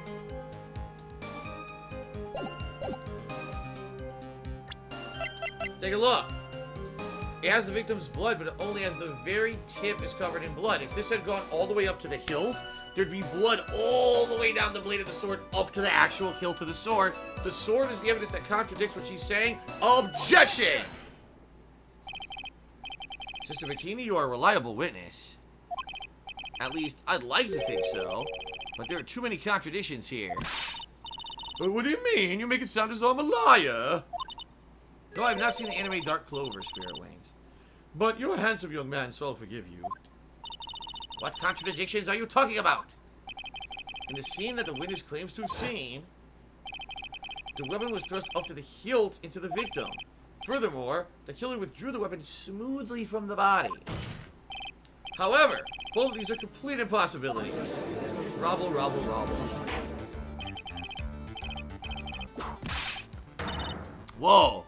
So he was saying, what do you mean? And she says, explain yourself. To start with, do you think it would be possible to stab someone with the hilt to the hilt with this? No matter how I look at the defendant, she doesn't appear strong enough for that. Doesn't appear? What meaningless dribble? I too may appear to be weak and frail, but I can crush men under my heel to make them weep, so I should choose. The objection stands. I whipped a little back there, I must admit. That isn't the only issue here. If this sword was truly stabbed up to the body up to the hill, into the body up to the hill, well, just look at all the branches on it. It certainly wouldn't come out smoothly. We also have the problem of the amount of bleeding. It's true that when a blade is left in a body, it acts as a plug of sorts. However, when the weapon is shaped like this, it's an entirely different story. The wound would be too large for the blade to completely stop the bleeding. That's nothing more than conjecture. In reality, the victim was stabbed with the shishito. Wait, even a weapon of this nature may still sometimes slide out smoothly and may still sometimes stop the blood loss. I'm not finished. There's still one more conclusive contradiction. You've still got more? This one is simple. If this sword really was thrust in all the way to the hilt, why is there only blood on the tip of it? Ah? If this witness is telling the truth, then there should be blood along the entire length of the sword. Now! Rubble, rubble, rubble, rubble. Yeah. Oh, yes, Charlie, aka Chuck, I did see the anime Dragon Ball GT, and I did not like it. I hated that Goku got turned back to a kid. I hated the monkey Saiyan form of Super Saiyan 4. I thought the villains were terrible. I really hated GT. Shout out to Playboy Charty, who has just subscribed to the channel. Thank you, Playboy Charty, for the sub. Alright, bravo, Miles Edgeworth. Raising this many contradictions from a single piece of evidence. All the other attorneys I know would maybe manage one, if that. But what does this all mean? You're proving contradictions regarding the murder weapon, but... Having come this far, there can only be one answer. And that is... the weapon used to kill the victim was not the shishishito. What? A foolishly fool idea born from the foolish mind of a foolhardy foolish fool. Let's examine this again. What was it that made us think the sword was the murder weapon? Well... it's because Mystic Ami was holding it. Exactly. However, if you reflect on this, that is the only basis we have to assume such a thing. The impression left by the scene was just too strong. That is what's influenced us. It influenced us to believe that the Shishishito was the murder weapon. Rabble, rabble. Order, oh! So maybe the Shishishito was not the murder weapon. And yes, I did see 10 Cloverfield Lane. Even if that is the case, it changes nothing, Miles Edgeworth. The sister here saw everything. She saw the defendant stab the victim with a sword-like object. That's true. Your response, Mr. Edgeworth? If that is so, I would like the prosecution to answer the obvious question it raises. The obvious question? Yeah, namely, Where did the real murder weapon disappear to? ha! It goes without saying that the police searched the main hall and the surrounding area. Perhaps the prosecution can enlighten us as to if a sword-like object was found? Well, that's... Answer the question, Miss Von Karma. No evidence of that kind was found. Rabble, rabble. No, why can't we be friends? Thank you for the cheer, but I never watched Yu-Gi-Oh! Or any of the spin-off. Never. Nope. Another mystery to throw onto the pile. A trial without a murder weapon is a tricky beast. Excuse me, Oh, could I say something? I just remembered something, actually. what is it, sister? I was just thinking, it's possible that just maybe what actually happened was it was just over there. What exactly are you talking about here? The murder weapon, I mean, maybe. I think I might know where the sword was disposed of. You what? Well then, I think we need to hear testimony from you one more time, sister. Impossible. What else? What else could this old woman have seen?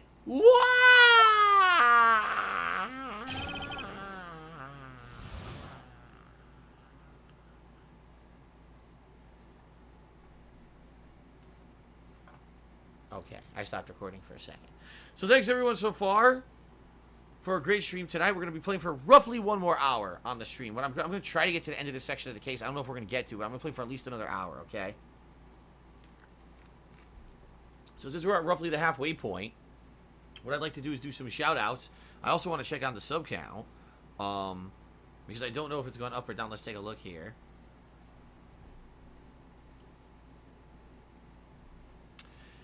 We're at 553 subs. Very nice. Let's go ahead and up the sub count. Thank you guys very much for the support. I appreciate it. Also, obviously, we're going to give a big shout-out to Zugaruk, who currently has the top cheer, holding at 1,000 bits. I appreciate that. Even though we did get a lot of other cheers, that's still the highest cheer of the night. And to that anonymous tipper from earlier with the $2 tip. In fact, there were 2 anonymous tippers with $2 tips. So we're up to $5 of tips, guys. Again, reminder, please, if you absolutely can, please tip me tonight. I know many of you had cheered, but I really need the help with tips right now. So please, if you can, please tip, all right? All right. I think we're going to jump right back in, right? We're just going to keep going here. Hold on a second. Phone just vibrated.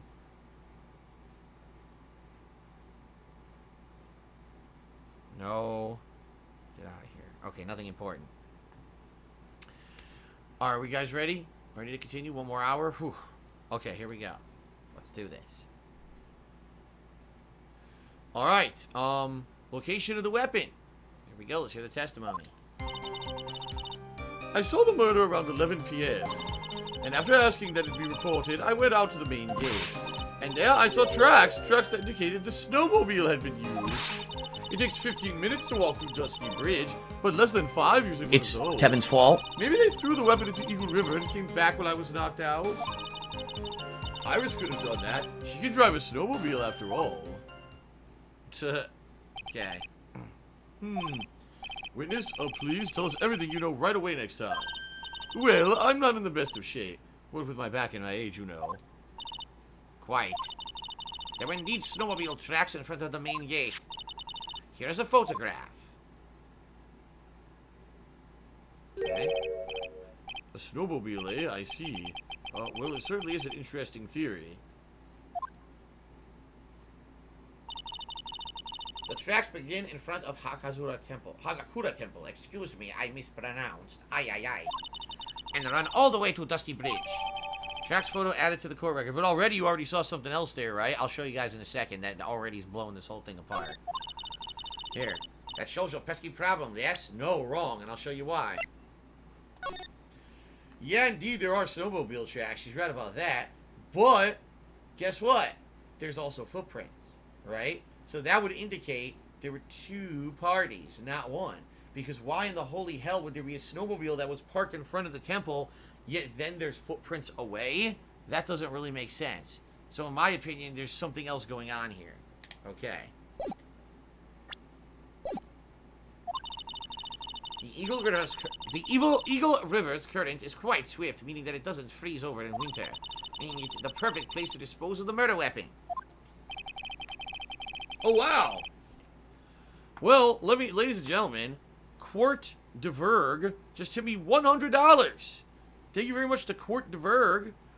I appreciate that very much, man. And he said, they said, loving all the content, especially the pre-stream. Keep up the good work, buddy. Thank you very much, Quart de Verg. I appreciate that $100 tip. That is going to help out a lot. You know, especially the fact that I already have no money and I have no money to clear, so it will at least help somewhat. Thank you very much. De Verg. Okay, so that gets up to $105 tips tonight. Thank you very, very much. Thank you. Thank you. All right. Let's continue, shall we? Where'd I put the controller? Here it is. All right. Did she really go to the river to dispose of the murder weapon? Mr. Edgeworth, your cross-examination, please. Okay. Let's read all the statements again first. Well, first of all, let's save. I saw the murder at 11 p.m. After asking that it be reported, I went out to the main gate. There I saw tracks that indicated the snowmobile had been used. It takes 15 minutes to walk to Dusky Bridge, but less than 5 using one of those. They threw the weapon into the Eagle River and came back while I was knocked out. And Iris can drive a snowmobile. Okay, I want to ask this. I saw the tracks. Let's do that. As I recall, there was a snowmobile outside the main gate when I visited. That's it. That's the only one we have. It'll run no matter how much snow falls. Now, you're certain that snowmobile was there at the main gate when you arrived? Yes, of course. It was always parked in front of the gate. So, she had already gone, discarded the murder weapon, and returned by that time. I'm not sure if this really is relevant. What should I do? Press further. I need answers to every possible doubt. The snowmobile in question, was it still warm at that time? Huh? Oh, what do you mean? What do you mean? What do you mean, eh? What do you mean, Miss Miles Edgeworth? I'm playing with a slow crowd here. It goes without saying that using a snowmobile would heat its engine. If it was still warm, then it means it was recently used.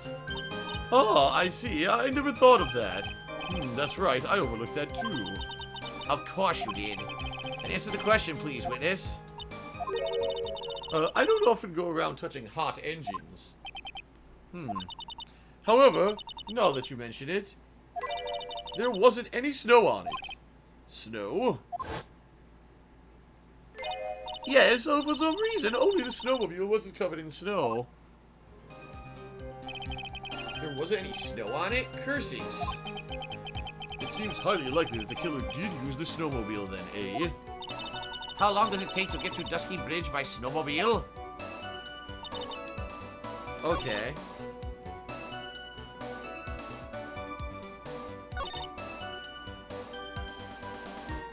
Anyway, shout out to Loss, who took me $5 to shout out to all the people living the best they can. Life short, so we can all live the best we can. Thank you, Loss, for the $5 tip. That gets us up to $110 tips, and I thank you very, very much. I appreciate that. And Phantom Ghost Robo has subscribed to the channel. Thank you, Phantom Ghost Robo, for that subscription.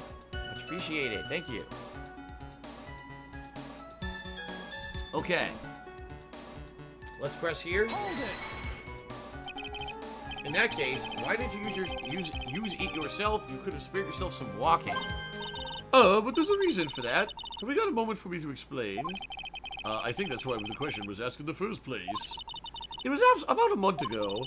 I was driving my beloved little snowmobile, happy as can be. I'd fetched some water and was heading back when it crashed into a tree. The tree and my back both went crunch, just like that. Crunch. Crunch. I haven't been able to find the courage to write anything since then. Anyway, the killer must have used it. Okay, try this. Through the weapon into Eagle River. Hold it. Refresh your memory. How long were you knocked out for? Like I said, somewhere between 10 to 20 minutes. It's possible to get to the bridge and back in 10 minutes using the snowmobile. I have to concede that this is more than enough time. Is that all you wish to concede, Miles Edgeworth? Oh, excuse me. Is that all you wish to concede, Miles Edgeworth? Okay. Alright, Iris could have done that. She could drive a snowmobile after all. Hold it. Excuse me. While it would have been possible, time-wise, one element remains out of place here. Oh, and what would this mystery element be? The killer's reasoning, Your Honor. Why did the killer do all of this? Why go to the Eagle River to dispose of the murder weapon when there are other methods? Too many unanswered questions. Your response, Miss Von Karma? Ah! Chatting to me for help over the slightest thing. Why don't you think for yourself once in a while, Your Honor? What? She's as over the top as always. Anyway, whatever the reason, the fact remains that the defendant could have done this. The murder weapon was disposed of in the river. Another point to me, Miles Edgeworth. Another mystery to feed the fire. Was there any reason to go and throw away the murder weapon? Luckily, there is surely a problem with this testimony. All I have to do is start poking holes into the flawed account. Okay. Not anonymous. Timmy, $2, and I know you played Dragon Quest V on the DS. Have you ever played any other Dragon Quest games on the DS? What was your favorite?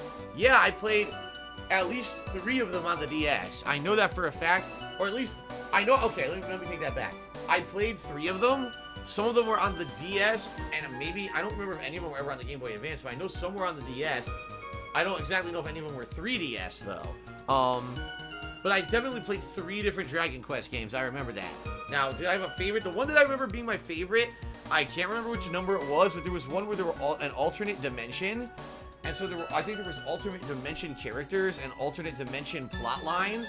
And it was cool because I think at one point you would go between the dimensions and stuff. I can't remember what the hell that one was. But that was when I really liked the plot of that one because it was like very interesting and intriguing. But good luck remembering it. That was so long ago when I played those, I can't remember what the hell it was, so... Why can't we be friends, Sherry? So what do you like more, Final Fantasy 4 DS or Chrono Trigger DS? They're both good.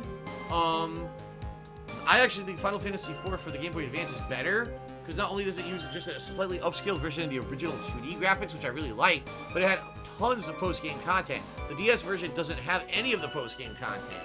So I think that essentially the advanced version is better, therefore I guess Chrono Trigger DS would be better. There you go. Alright. Alright, so I saw the murder around 11 p.m. You were sure about the time? Yes, I was worried about it after all. Why was that? Because I have a strong sense of responsibility, especially at this time of the year. The acolyte was being doused in freezing water at the time, and I couldn't very well take it easy in the bath all night long now, could I? So at 11, I decided to leave Hazakura Temple. Her estimation of the time seems reliable at least. Please continue, sister. After asking to be reported, I went out to the main gate. You asked Phoenix Wright to report the crime, correct? Right, the one who trampled me. It seems she is the type to hold a grudge. There isn't a phone in the main hall, so I sent him to the bridge.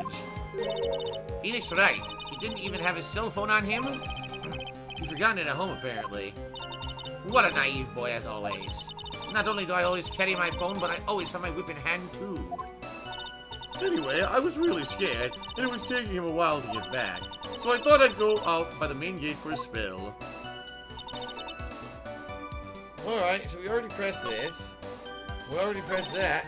We already pressed that, and we already pressed that.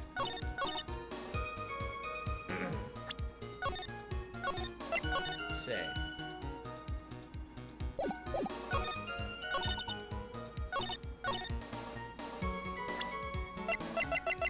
I think I'm going to present the picture.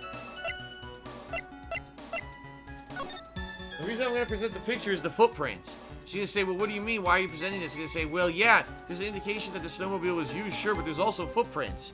So, you know, it doesn't make any sense. This evidence really doesn't prove anything.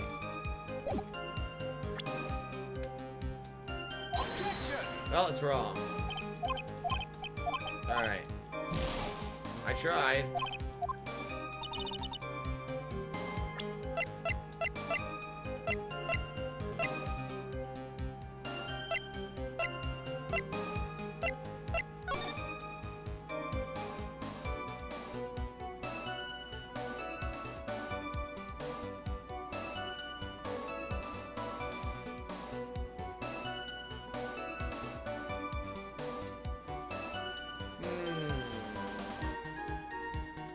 So they're saying it would have taken 10 minutes by foot, but 5 minutes by snowmobile.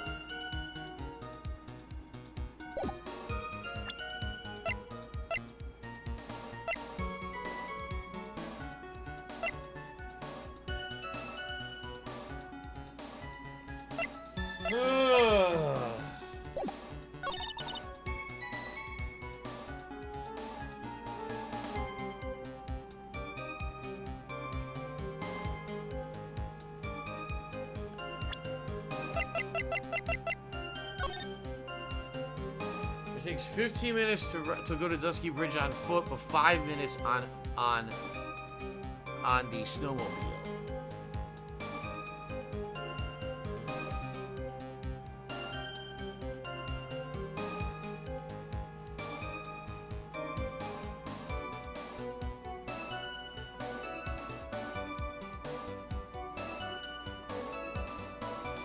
I'm thinking it has something to do with the snow. Because there was a big point about, oh, there was no snow on the snowmobile, right?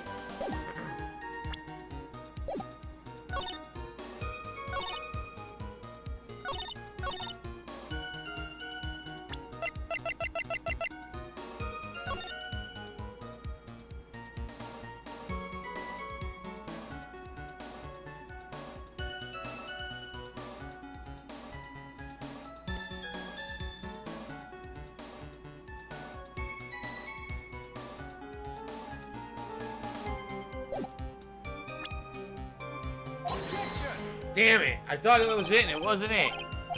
Son of a bitch. This is a tough one, man.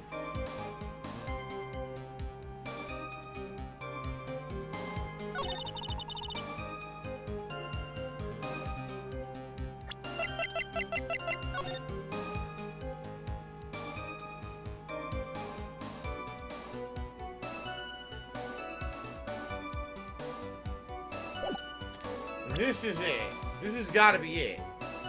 Maybe they threw the weapon into Eagle River and came back while I was knocked out. Okay. Now she claims she was knocked out.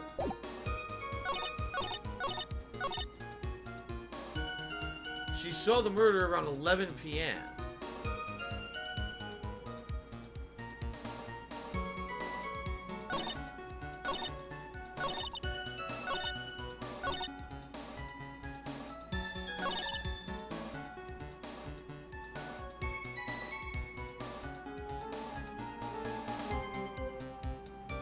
There's a reason why they couldn't have done this. It has something to do with the snow.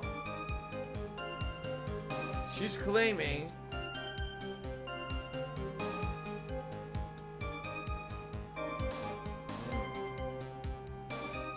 She apparently went out around 11. Saw the body passed out and then Phoenix ran into her?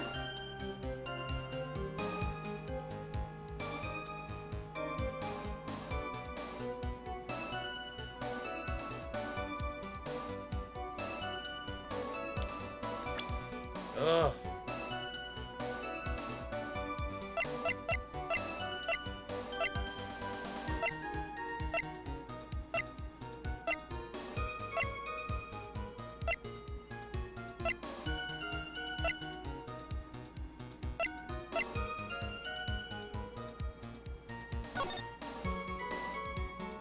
Oh man, this is so tough. This is tough.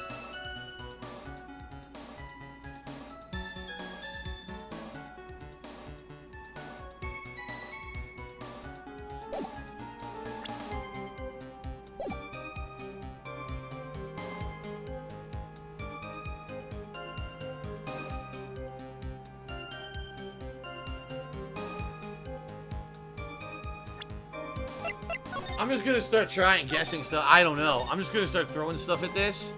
Alright.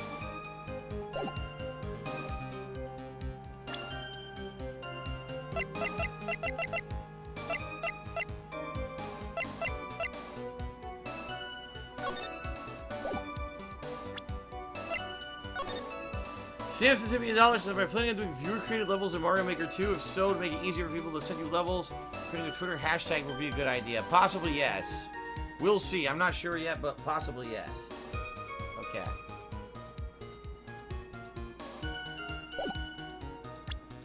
Objection! I got it. It was the picture. I meant this photograph proves something. It proves the snowmobile was used on the night of the murder. You finally accepted the inevitable, it seems, Miles Edgeworth. However, if what the witness says is true, then why is there only one set of tracks? What do you mean? Iris left Hazakura Temple, threw the weapon in the river, and then returned. If this was the case, then naturally there should be two sets of tracks in the snow. Those from heading out to the bridge and those from coming back. Ah, you're right. You are forgetting one thing, Miles Edgeworth. Huh? On the night of the murder, it was snowing. The tracks leading to the bridge were erased by the snowfall. This removes your precious contradiction now, doesn't it? I see. While she was at the river, the snow stopped, leaving just the return tracks in the snow. Ha! What do you have to say now, Miles Edgeworth? Is there a flaw in her theory? There is. Yup. There's a contradiction. The tracks by the river were covered by snow. What a nice theory. Miss Von Karma, that is impossible. How would you care to explain? Why there's a rude index finger currently pointed in my general direction. No need. The evidence will do all the talking for me. On the night of the murder, I'm going to save again. Aguiar Torres just cheered and said, do you play any of the Project X Zone games? What DS games are you playing right now? I don't think so. A Project X Zone. The only thing that this sounds familiar with is there's going to be a fighting game where psychic people would float and attack each other with psychic abilities by floating in midair. That's the only thing that rings a bell when I hear Project X Zone. I don't know if that's what the hell you're referencing. So if that's the case, yeah, I played one way back in the day when it was like new. I've never did any of that since then. What DS games am I playing right now? Nothing. I haven't played the Nintendo DS in years. Fun fact, I charged my Nintendo DS, and I tested my Nintendo DS, and here it is. For when I was going to Connecticut, I wanted to test it and make sure if it worked, if I wanted to take it on the flight with me. And I actually checked, and I do still have Luigi's Mansion 2, and I still have Zelda Link Between Worlds. I still have those games. And I was thinking of bringing it with me, and then I decided not to, and I didn't bring it. So, I haven't used the DS in years. Last time I used the DS was when I did something for stream. So. Okay, anyway. So, on the night of the murder, the killer went to and returned from Dusky Bridge. In order to dispose of the murder weapon, the outgoing tracks were erased by snow. Or so claims Miss Von Karma. Mr. Edgeworth, present your evidence to the contrary. Evidence that the outgoing tracks were not covered by snow. The weather data. Take that! Witness, please tell us again what time it was when you witnessed the crime. Like I said, it was around 11. Of course, this means that the weapon was thrown away after that time, correct? On that note, please take a look at this data. Here's the weather report for Eagle Mountain on the night of the murder. The weather report? Snow started to fall at 7 p.m., but it stopped around 10:50. Huh. Therefore, when the sister witnessed the crime at 11 p.m., the snow had already stopped falling. It is impossible for any tracks made after that time to have been covered up. Ah! Rubble, rubble. Order, order! Oh, very well then. It looks like Miss Von Karma's claim has been snowed in. Whoa! It's too soon to be closing this trial due to snow. Ha! Ha ha! Miles Edgeworth, how pathetic of you to rely on the weather of all things. Answer me this then. When is a weather report ever correct? No, you got it all wrong. This isn't a forecast, this is an actual data. Yeah! Forecast data? All weather reports have some inaccuracies. It may still have been snowing in the vicinity well past 11 p.m. It's true we cannot be totally sure, eh? What? How did she pull that off? It had stopped snowing at Hazakura Temple when the murder took place. You need to provide conclusive evidence of this. I've come this far. There's no turning back now. Very well. I, too, cannot allow any doubt for me concerning this testimony. Let's save again. Alright. Ha! You can't back down, can you? Such a perfectionist, Miles Edgeworth. Very well then, Edgeworth. Where's your evidence that it already stopped snowing when the victim was killed? Obviously the picture. Why? Because there's no snow on her. That's why. Take that! Ultimately, it all comes down to one point. That being, whether or not it was snowing in that courtyard when the victim was stabbed. That's right, but proving that is incredibly easy. Huh?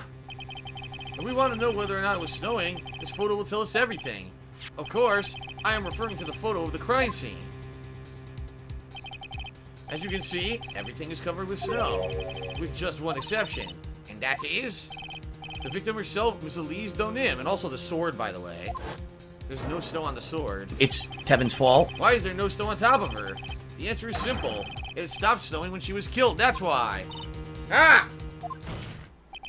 In other words, if the killer really did go to the Eagle River to dispose of the murder weapon, then in this photograph, there should be 2 sets of tracks. Ah! Rubble, rubble, rubble, rubble, rubble. Order, order, just raw. Just what are you suggesting, Miles Edgeworth?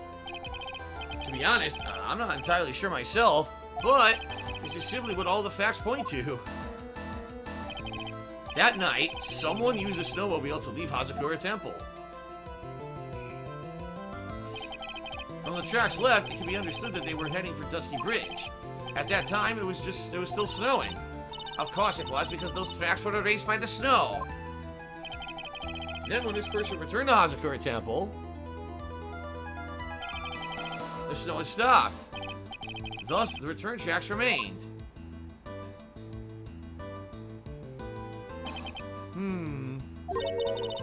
Can I... Oh, excuse me. Can I say something? This all sounds a bit fishy to me. What does, sister? There is only one key for the snowmobile. Huh? Furthermore, on the night in question, we know the defendant had it. The key was found in her room after the murder. Which can only mean that night, young Iris used the snowmobile to go to the inner temple. But Iris said that she never went there. I should probably press more on this point, some more once I get that chance. Okay.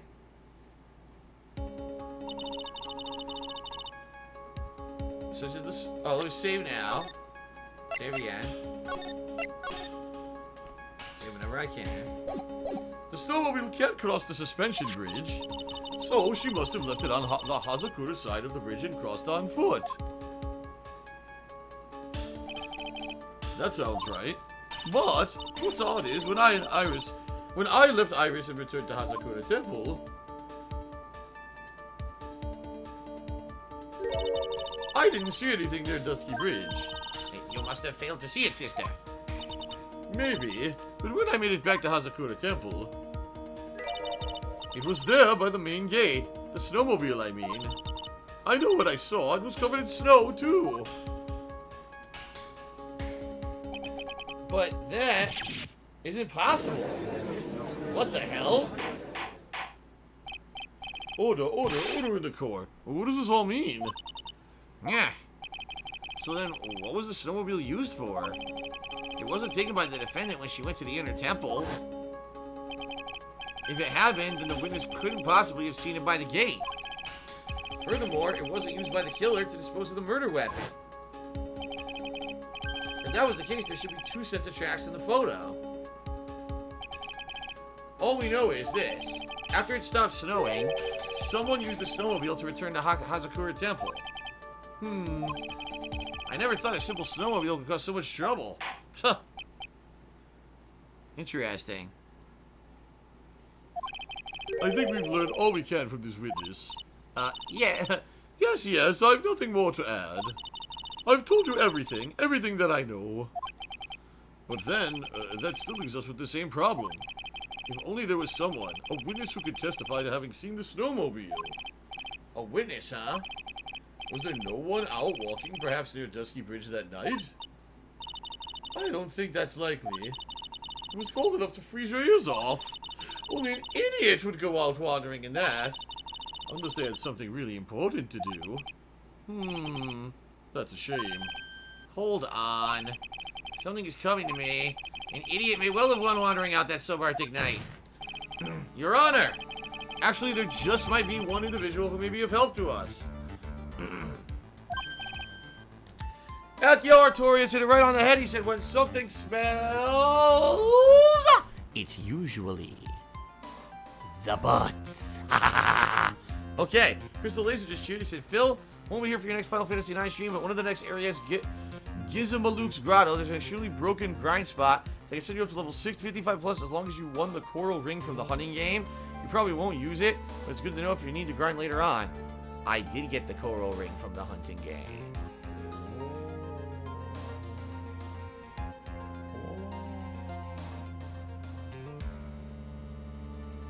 Okay, so the judge says, really?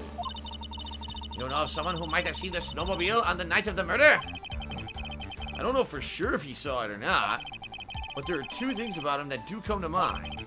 Which are? First, that he saw something incredible on the night of the murder.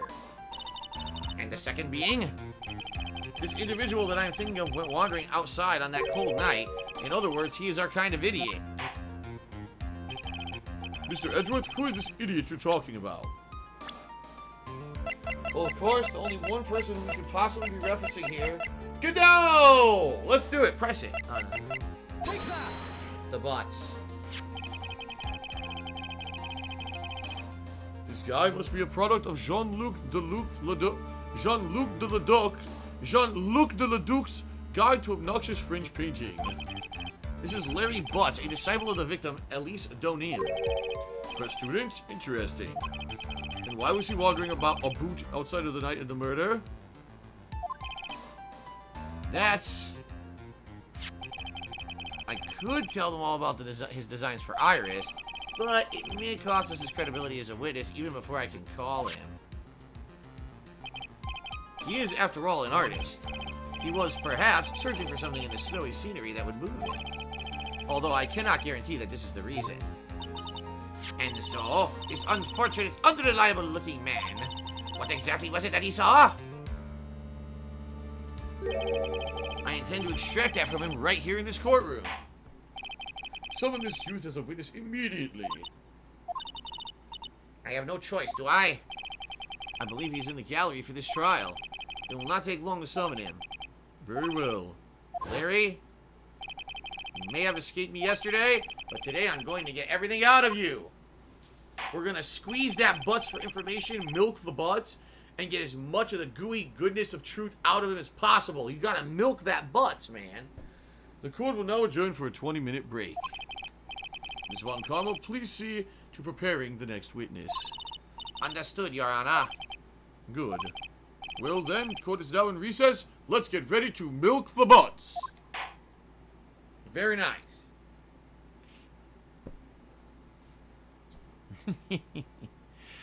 Crystal Laser did a 100-bit cheer. And he says, good, laughing out loud, have someone tell you about it next stream. Fair enough, that's Friday, so. I guess, guys, we'll go another half hour, but sadly, there's no way we're going to get through this next portion of the case. You know it's probably going to be at least an hour to 2 hours long, and I don't have that much time. I've got about 30 minutes left. So I apologize to all of you in advance. If we start this next segment, it's definitely not finishing tonight, okay? Alright, let's save. The bridge to Terabithia. Oh, wait, to the turnabout. Excuse me. Alright. That Nanomouse just wants the butts. Let's get a good taste of the butts. A nice, big, hearty helping of the butts before we sign off for tonight, okay? Excuse me, Mr. Edgeworth. I'm not really sure what to say. Iris, we only have 20 minutes. There are two things which I need to ask you before we reconvene. Alright, I'll help you any way I can. First, about that night. You really didn't go to the Inner Temple, correct? The last witness claims that to have met with you and talked with you in the training hall. Either you or Sister Bikini is lying. Mr. Edgeworth, it is just as I said yesterday. Until the incident occurred, I was in my own room in Hazakura Temple. Very well. The second thing, then. That night, the temple snowmobile was used in between the time Sister Bikini returned to the main hall and when she bore witness to the murder. Sometime between 10:30 and 11 p.m. that night. Were you the one who used the snowmobile? There is only one key for the snowmobile. The only person who could have used it was me. So it was you. But why? What made you go out to the Dusky Bridge? I'm sorry, Mr. Edgeworth. Oh no. Oh no. No, wait! Don't do this! Ah! 1, 2, 3, 4, 5.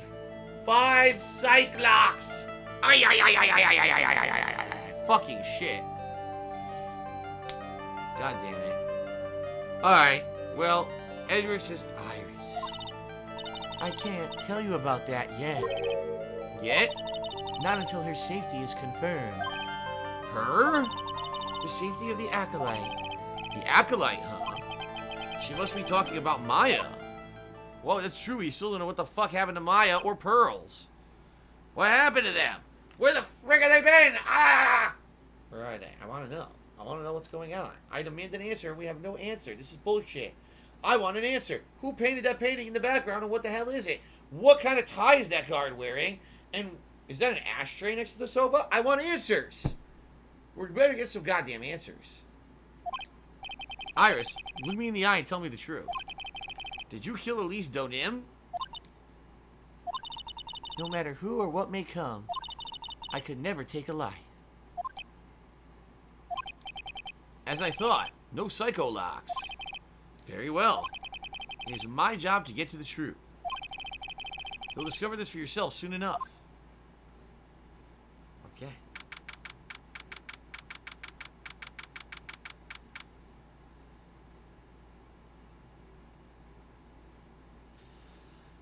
I just read the wrong line in stream chat. Something about Crystal from Star Fox being naked and eating a sandwich.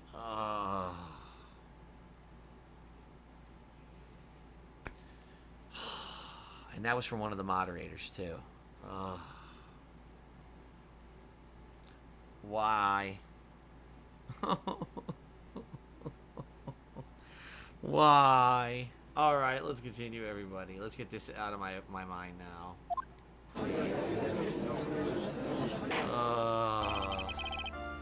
Court will now reconvene. Good lord, let's get the fuck out of that break where they're talking about naked Crystal from Star Fox. Jesus Christ. Ms. Von Karma, where is the witness? During the break, a man was detained for suspicious behavior in the gallery. Suspicious behavior? He was sketching something very intensely. Dare I ask what the witness was sketching when he was detained? He drew a terrifying woman, completely covered in fur. He was from Star Fox. It was Crystal. No, it wasn't. She drew a terrifying woman armed with a demonic face and a vicious whip. Oh? I can only presume that his intention was to capture you. Ah! Anyway, it's time to drag this pathetic excuse for an artist before the court. Lorries, down him. I hope you're ready. Get in here. Ha! Well, it would seem that whip is going to see plenty more of a use today. All right. Oh my god. Ouch! Your sketch is in contempt of this court. Hey! I was just artistically rendering. Ouch! You tried to run away from the bailiff who was trying to hand you some peanuts, correct? Look, I'm nothing more than a fledgling artist. Training out in the mountains, dude. I'm only down here in the city because I ran out of green paint. Well, to use the technical term for the color viridian, dude. Larry, this isn't an art store now, is it? I know, I graduated junior high, okay? Look, art is all about working in the fields, isn't it, dudes? Okay. No name Timmy $5 saying Greg Miller is the co-founder of Kinda Funny Games. He used to be a huge IGN personality. That's why publishers are kissing their butt. No, I don't know. I don't care who he is or know who he is. My point is, what I said a couple days ago was, he out of nowhere became like the forefront of the gaming community. He got all the priority things for some reason. Like he got an early copy of Metal Gear Solid 5. No one else did.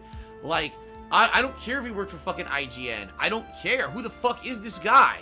Where the fuck did he ever get some kind of an elitist priority that he is like the god of gaming and gets everything early and gets the hosting capabilities and becomes the trending game? I never even heard of the motherfucker. Who the fuck was this guy? He wasn't notable on YouTube. He wasn't notable on Twitch. He wasn't notable anywhere. Just because he worked for IGN, he became the top guy. That's what I mean. Like, literally out of nowhere, he was chosen as the golden boy of gaming. And it just baffles my fucking mind that people even, like, pay attention to the guy. That's just me, though, you know? Like, I don't know who the fuck this guy was to begin with. All of a sudden, next thing I know, he's in every possible thing, getting shoved down everyone's throat for, like, 4 straight years.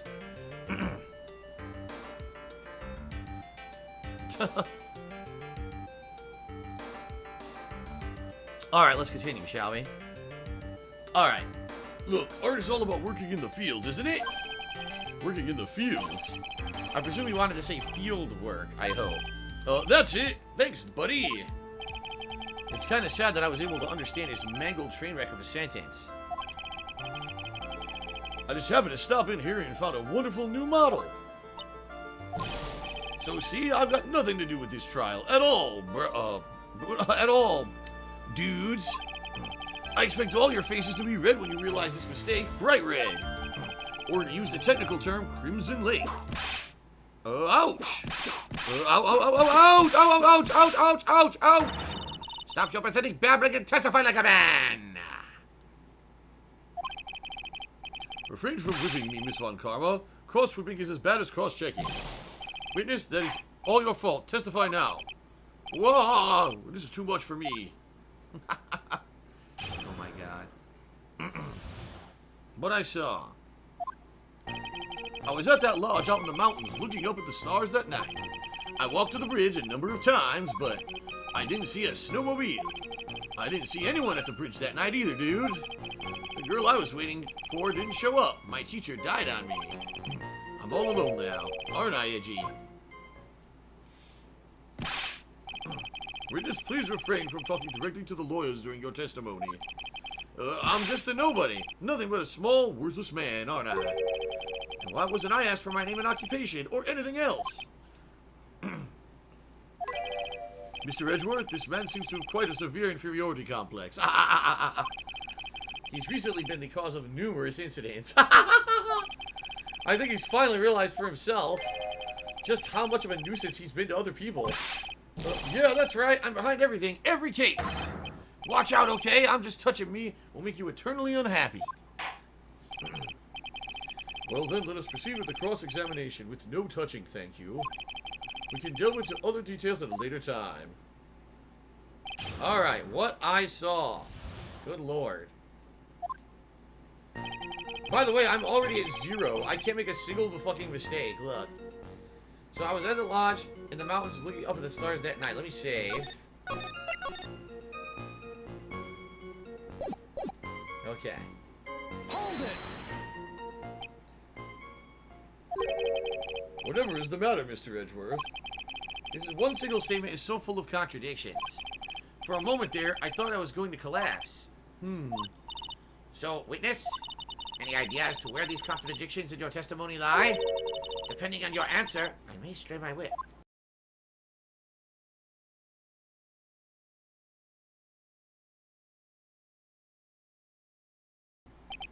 Okay, give me a minute. Well, it was snowing that night, so I couldn't possibly have seen the stars. That rundown check is hardly a lodge, is it, dude? And even if the stars could be seen, it isn't like I was there to look at them, right? See? You can do it if you try. Ouch! There is only one issue here. What you saw at Dusky Bridge. Okay. You walked to the bridge a number of times, alright. Hold it! A number of times? How many? Maybe 5 times? I went once every 20 minutes. Which means you spent almost 2 hours at Heavenly Hall that night? You bet. Real love is about waiting for your heart with your heart in your hands. Love, you say? It was this man's intention to summon the defendant to the small shack, using this blackmail letter. Blackmail? No, that was simply a product of overflowing love, dude. Ah, you huffy, puffy, loosey-goosey excuse for the whipping, whining bosom of witness. Huh. So, what did you see? I hope for your sake that you saw a snowmobile. You huffy puffy, loosey goosey excuse for a whipping, whining wuss of a witness, eh?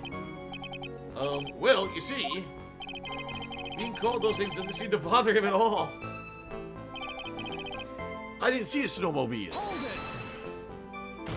it! Larry, you really didn't see it? Hey, no need to hit your desk. I can hear you. I didn't see it, dude. I didn't see a snowmobile. Larry, say snowmobile for me, please. Snowmobile? If you truly have nothing to hide, then why are you stammering like you just flew over a cuckoo's nest? Shut up. What is this? I don't know. Don't ask me. It seems like I'll need to start from a more obvious contradiction. I'm going to strike the blow that will finally get him to spill the beans. Alright, so you didn't see anyone at the bridge that night either. Hold it! You didn't meet anyone? That's right, because I've got nothing to do with this. And I'm just here to buy some Viridian paint, okay? Come on, I expect to see those Crimson Lake faces now. It would appear that simply pressing him isn't going to be enough, Mr. Edgeworth. Indeed. It seems that he's going to claim to have nothing to do with this to the end. I don't want this guy to cause us any more time. I need to slice through his obvious contradictions and keep things moving along. So we gotta do it again. Alright. See? She was at the lodge out in the mountains, looking up at the stars that night. Walked to the bridge a number of times. I didn't see a snowmobile. I didn't see anyone at the bridge that night either.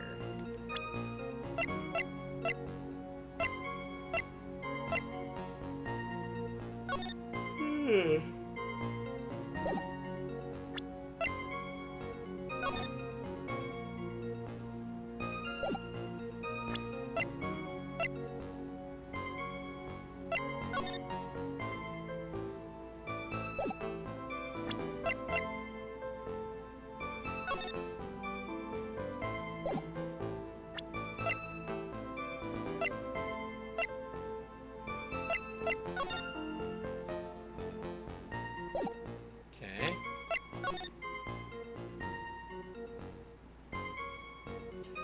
I got it.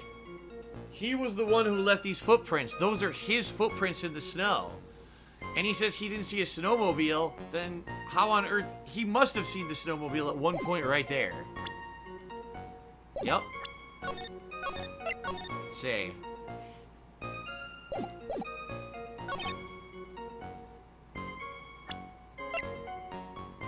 Objection!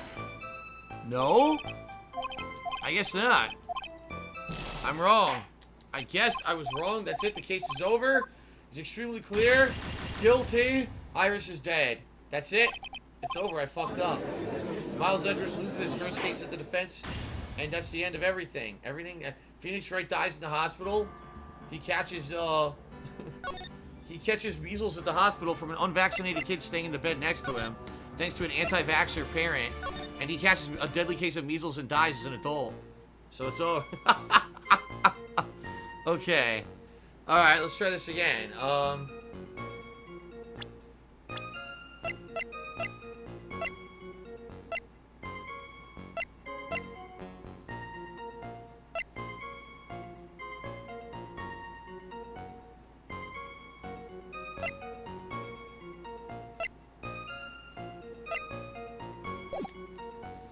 didn't see anyone at the bridge that night either.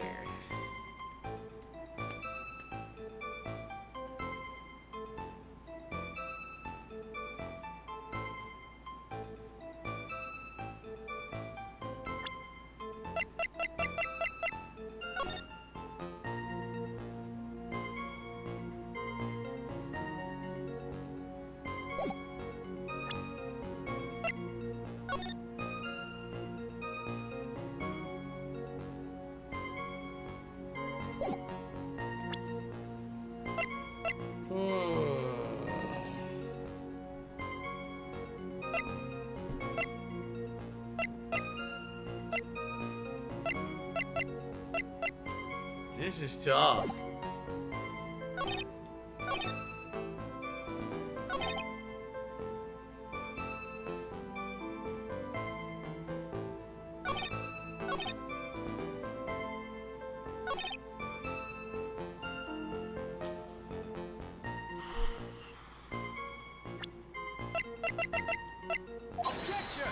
That's not it.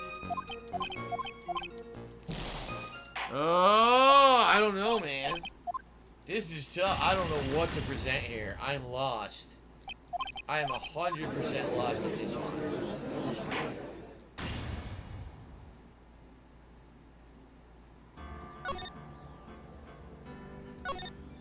Damn it.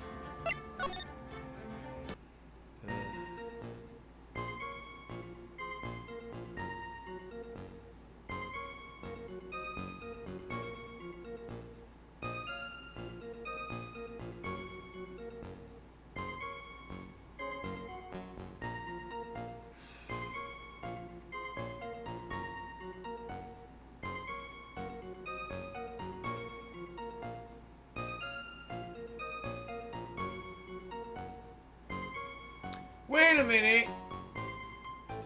Oh my god, okay. Oh, now I get it. You gotta remember, we're not talking about that night of the murder. We're talking about after. See? Now I know exactly what we're supposed to do. They fucked me. They mind fucked me. Because here I am, I'm racking my brain about we were interviewing him about when the Iris, and he was trying to meet with Iris, and all of that. And I'm racking my brain like, what? And then I'm like, wait a minute. If you think back to the original intro of this chapter, when Phoenix Wright gets told by Bikini that there was a murder, he runs outside, right? And the bridge is on fire, and he runs into Butts.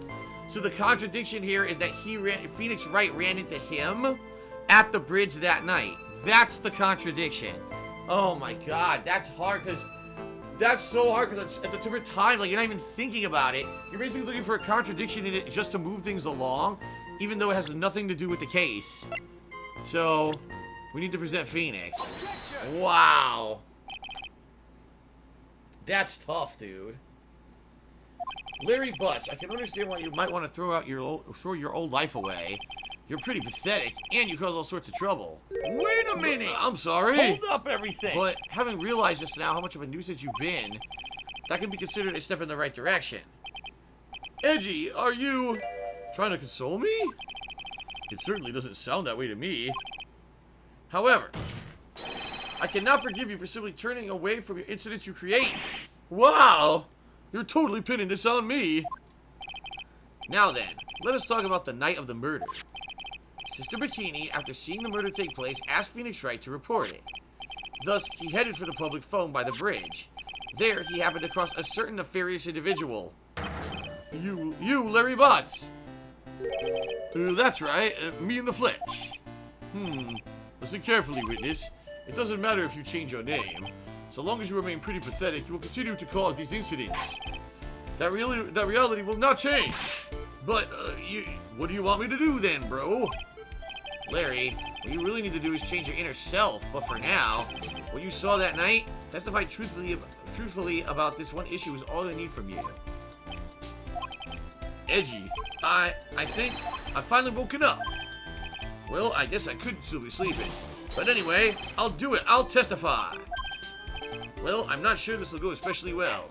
I'll ask again then, witness. What did you see on the night of the murder? Alright. Time to save again. I went to the shack at around 9, so it would have been around 10:30 p.m. I was lying under my bedding when a white flash almost blinded me.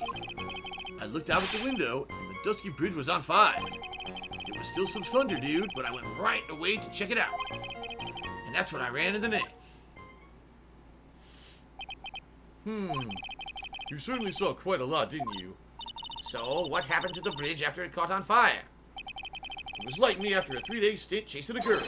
It totally burned out. Like, almost totally gone. I mean, trying to cross the burning remains was what caused Nick to fall. What did you say?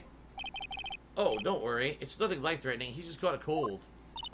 I never know with that man if he should be called lucky or unlucky. Now, Mr. Edgeworth, please commit your cross-examination. I think I already got it. Right? Here's why. I'll show you.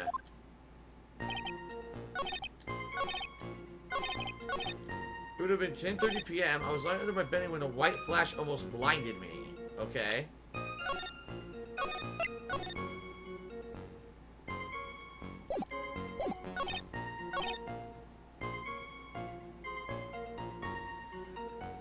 There was still some thunder, but I went right away to check it out. He didn't go right away to check it out. If it was around 10:30, 10:45, Phoenix wasn't there till after 11, so this is bullshit. Yeah. You said right away, but exactly how long after the strike was that? The lightning fell and then the bridge caught on fire, maybe around 5 minutes? I mean, I suddenly thought, gotta go check this out. How far is this small shack you are from the bridge? Hold on, well, it had pretty much stopped snowing, and we know that didn't happen until 10:50. I guess about a 5-minute walk? And how did Dusky Bridge look when you got there? Like, I had recovered a piece of my childhood. I mean, not even the bonfires kids make during school camping trips can compare, dude. Well, should I press it for a little more? Yes. Why didn't you call anyone? Let me ask you one thing. What is it, Edgy? What's with the serious face? Why didn't you call anyone? Huh? What do you mean? Normally, when faced with a towering inferno, one would try and tell someone. There's a public phone right by Dusky Bridge, correct? Well, of course I thought of doing that. So then, let's hear why you didn't. Huh? Yeah, okay. A reason, my reason. It isn't that I didn't try to tell anyone, I just didn't have the time to, okay? Here we go. I arrived at the bridge and Nick showed up less than a minute later. He changed his testimony. See that? Okay. Hold it! You claim to arrive at the bridge at the same time as Wright? Yeah, I thought I better tell someone about this. But then Nick came up yelling about murder. I totally made me forget about the bridge. The fire was pretty much out by then anyway. What's this feeling? I suddenly have a terrible case of unease. It was after contracting the police that Phoenix Wright fell from the bridge, correct? Yeah, that's pretty much it, more or less. He told me about the burning bridge yesterday, but there's still something that doesn't quite fit. Looks like, despite his change of heart, Larry still isn't telling us the whole truth. He was lying in his bedding, looked out the window, there was some thunder, and Nick showed up less than a minute later.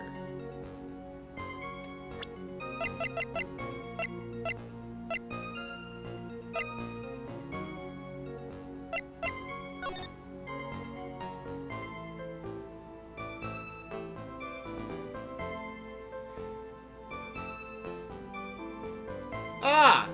30 minutes passed between the fire starting and going out. He's completely full of shit. He's completely full of shit per the weather report. He's claiming that it got hit by lightning. He ran over there that only took 5 minutes. But then all of a sudden the fire's out. It said it's burned for 30 minutes. He's completely full of it. Now, where to present this, I don't know. Let's try here. Objection! I think we got him. Your very existence being a contradiction, I'm not sure if you can grasp this or not. What the hey, Edgy? You made me sound like sounds like some sort of alien or something. Your testimony is conclusively contradictory. The problem here is time. I've never been the best timekeeper, you know. 3 minutes after Billy leaves on foot, you follow him on your bicycle. How long does it take for you to catch up with him, dude? Terrible at those. This is much more simple. You saw the lightning strike Dusky Bridge and immediately went to see what had happened. Is this correct? Yeah, well, I wasted about 5 minutes first, but more or less. I have the weather data from the night of the murder here. According to this, the lightning strike was at 10:45 p.m. You say it takes less than 5 minutes from the shack to the Dusky Bridge, meaning you probably got there at around 11 p.m. That all sounds about right, I guess. And then Nick showed up and did his falling act. That is impossible. What do you mean? 11 p.m. is when the murder occurred in Hazakura Temple. Thus, Wright was still there in the courtyard. There's no way Larry could have encountered him at Dusky Bridge at that time. Ha! Oh, excuse me. I have an objection. You do? Edgy, how many times do I have to say this? I'm not Larry. I'm Laurie's Donim. Yeah! It has not been proven that the murder occurred at 11 p.m. The sister only said around 11, in which case it could have been earlier than that. Watch your footing there, Miss Francisca von Karma. The slope ahead is slippery. For there is still no way that Wright could have been at Dusky Bridge at 11 p.m. And why not? It is clearly written here in the weather data report that it took around 30 minutes for the bridge to burn out. Therefore, the bridge must have been burning until at least 11:15 p.m. Which means, what exactly? Wright did not see that bridge while it was being consumed by the flames that night. In fact, he did not arrive on the scene until the flames, after the flames had died down. Larry, you arrived at that bridge at 11 p.m., but Wright did not make it there till at least 11:15. I suggest you stop hiding things and just tell us the whole truth. Now then, what happened during those missing 15 minutes? Irk.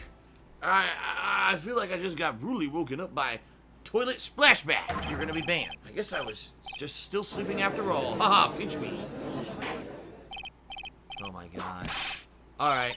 Order. So there was a missing 15 minutes prior to meeting Phoenix Wright. I hardly see that as much of a problem. Yeah, not much of a problem at all, dude. Really?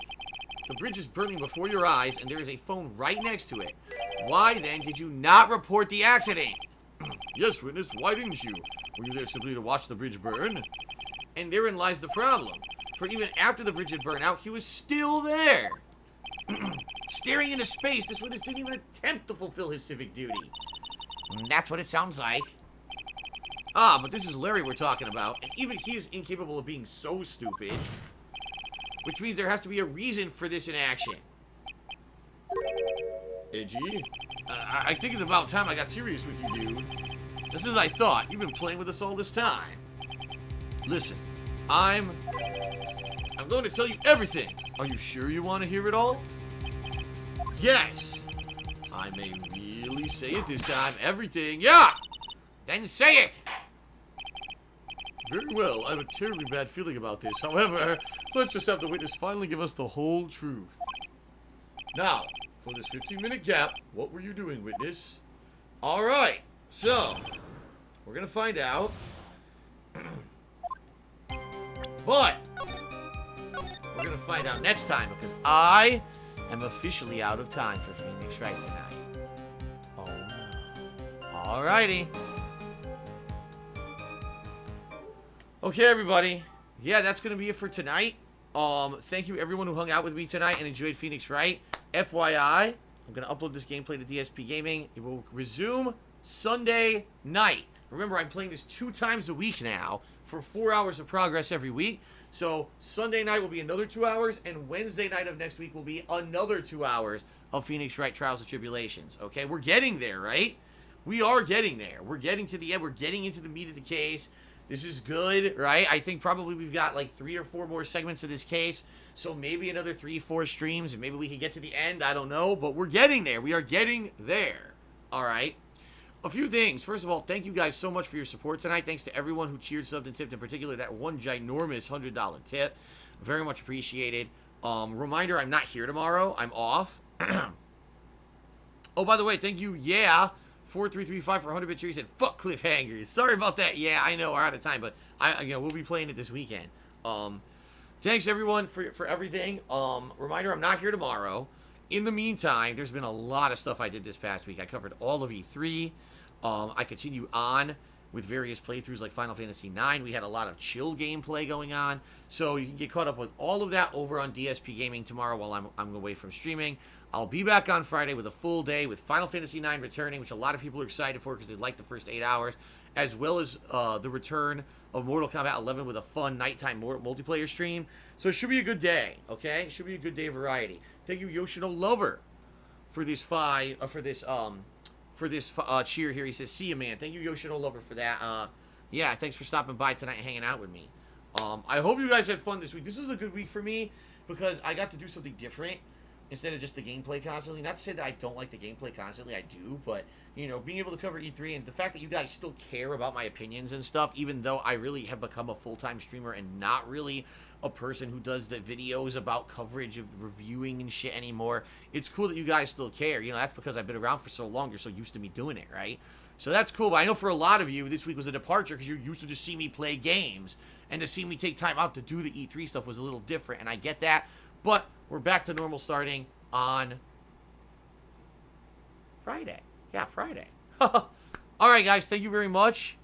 I appreciate it. Thank you guys very much for everything, and I will see you all on Friday for the continuation of the Final Fantasy IX playthrough. Thanks, everyone. Have a good night, and I will see you Friday. Later, and peace out.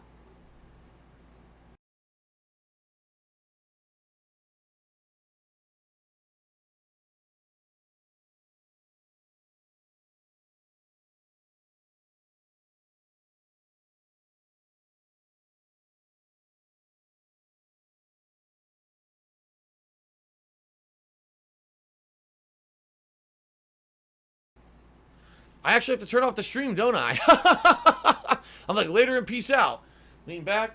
What am I doing? Oh, yeah, I have to turn the fucking stream off. Duh. Everyone's like, what is Phil doing? Why is he still sitting there? Why is the stream still on? I don't know. I'm all burnt out. You know, it's been 6 straight days of streaming, so it's going to be good to have a day away with my wife tomorrow to recuperate. My voice today, in particular, my voice today is like shot now because I talked for 2.5 hours straight earlier, and now I did all this voice acting tonight. I need to rest my voice tomorrow, so it'll be a good day away. All right, guys. Have a good night. See you later.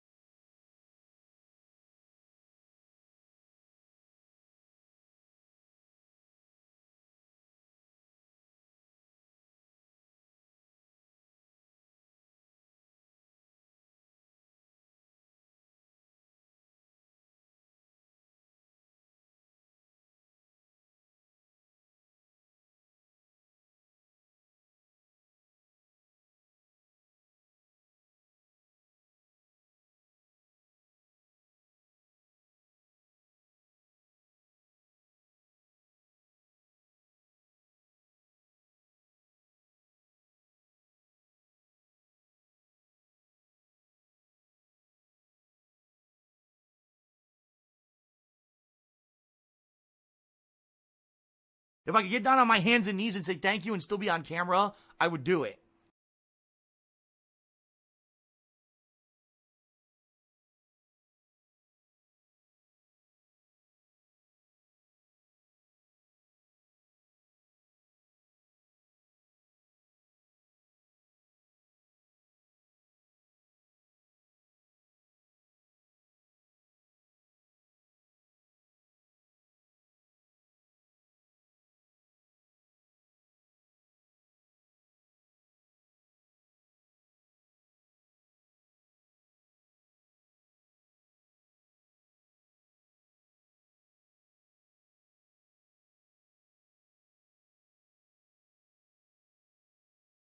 Say goodbye.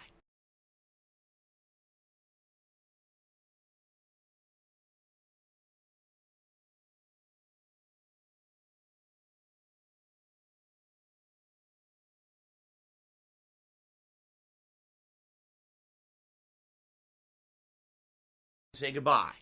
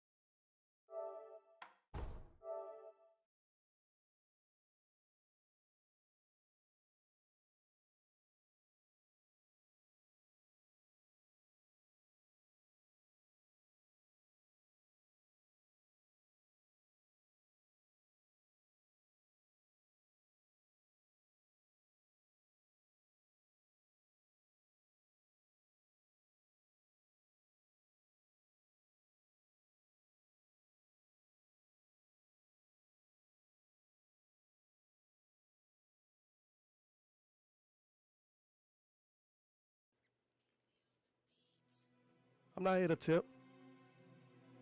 I'm not here to get shout outs. It's just me and my gang. AEG. Almighty Egg Gang, what up? Yeah, I got my bits on me. I ain't trying to tip right now. And if a mob band me, I got a sock right now. Yo, if you was leaving on site, if I turn on the stream right now, on a string. Me and Egg Gang, we ballin'. Y'all free throwing right now. Gang. Yeah, I got my bits on me. I ain't trying to tip right now. And if a mob band me, I got a sock right now. On a sock. Yo, if you was leaving on site, if I turn on the stream right now, me and Egg Gang, we ballin'. Y'all free throwing right now. I'll talk tips. I don't know what y'all cheering about. Matter of fact, as we stream, I'm counting tips right now. If a nigga play with my channel, he can get banned right now. So you know trolling, so you know I got my motherfucking mods right now. Mods. Yo, if you was all on my dick like they tryna sub right now. Said they go give some subs, but said I couldn't go and clock out. You need to get out. They sent me tips on it all cause you was checking on the account. While you was getting no subs, I was checking on my mouth. Just count the Egg Gang, bitch. You know we got clout. I go crazy with the trolling till they learn ban all my niggas. Pulling up on streams to see what they about. What? It's follower only mode, so I had to change my route out. I got 17 socks with accounts right now. And 500 bits from ads right now. All bits from ads. I got whispers all on my main account. How you doing? Tech people know I'm safe, even when I'm not around. Let's get it. Yeah, I got my bits on me. I ain't trying to tip right now. And if a mob band me, I got a sock right now. Yo, if you was leaving on site, if I turn on the stream right now, on a string. Me and Egg Gang, we ballin'. Y'all free throwing right now. Gang. Yeah, I got my bits on me. I ain't trying to tip right now. And if a mob band me, I got a sock right now. Yo, if you was leaving on site, if I turn on the stream right now, me and Egg Gang, we ballin'. Y'all free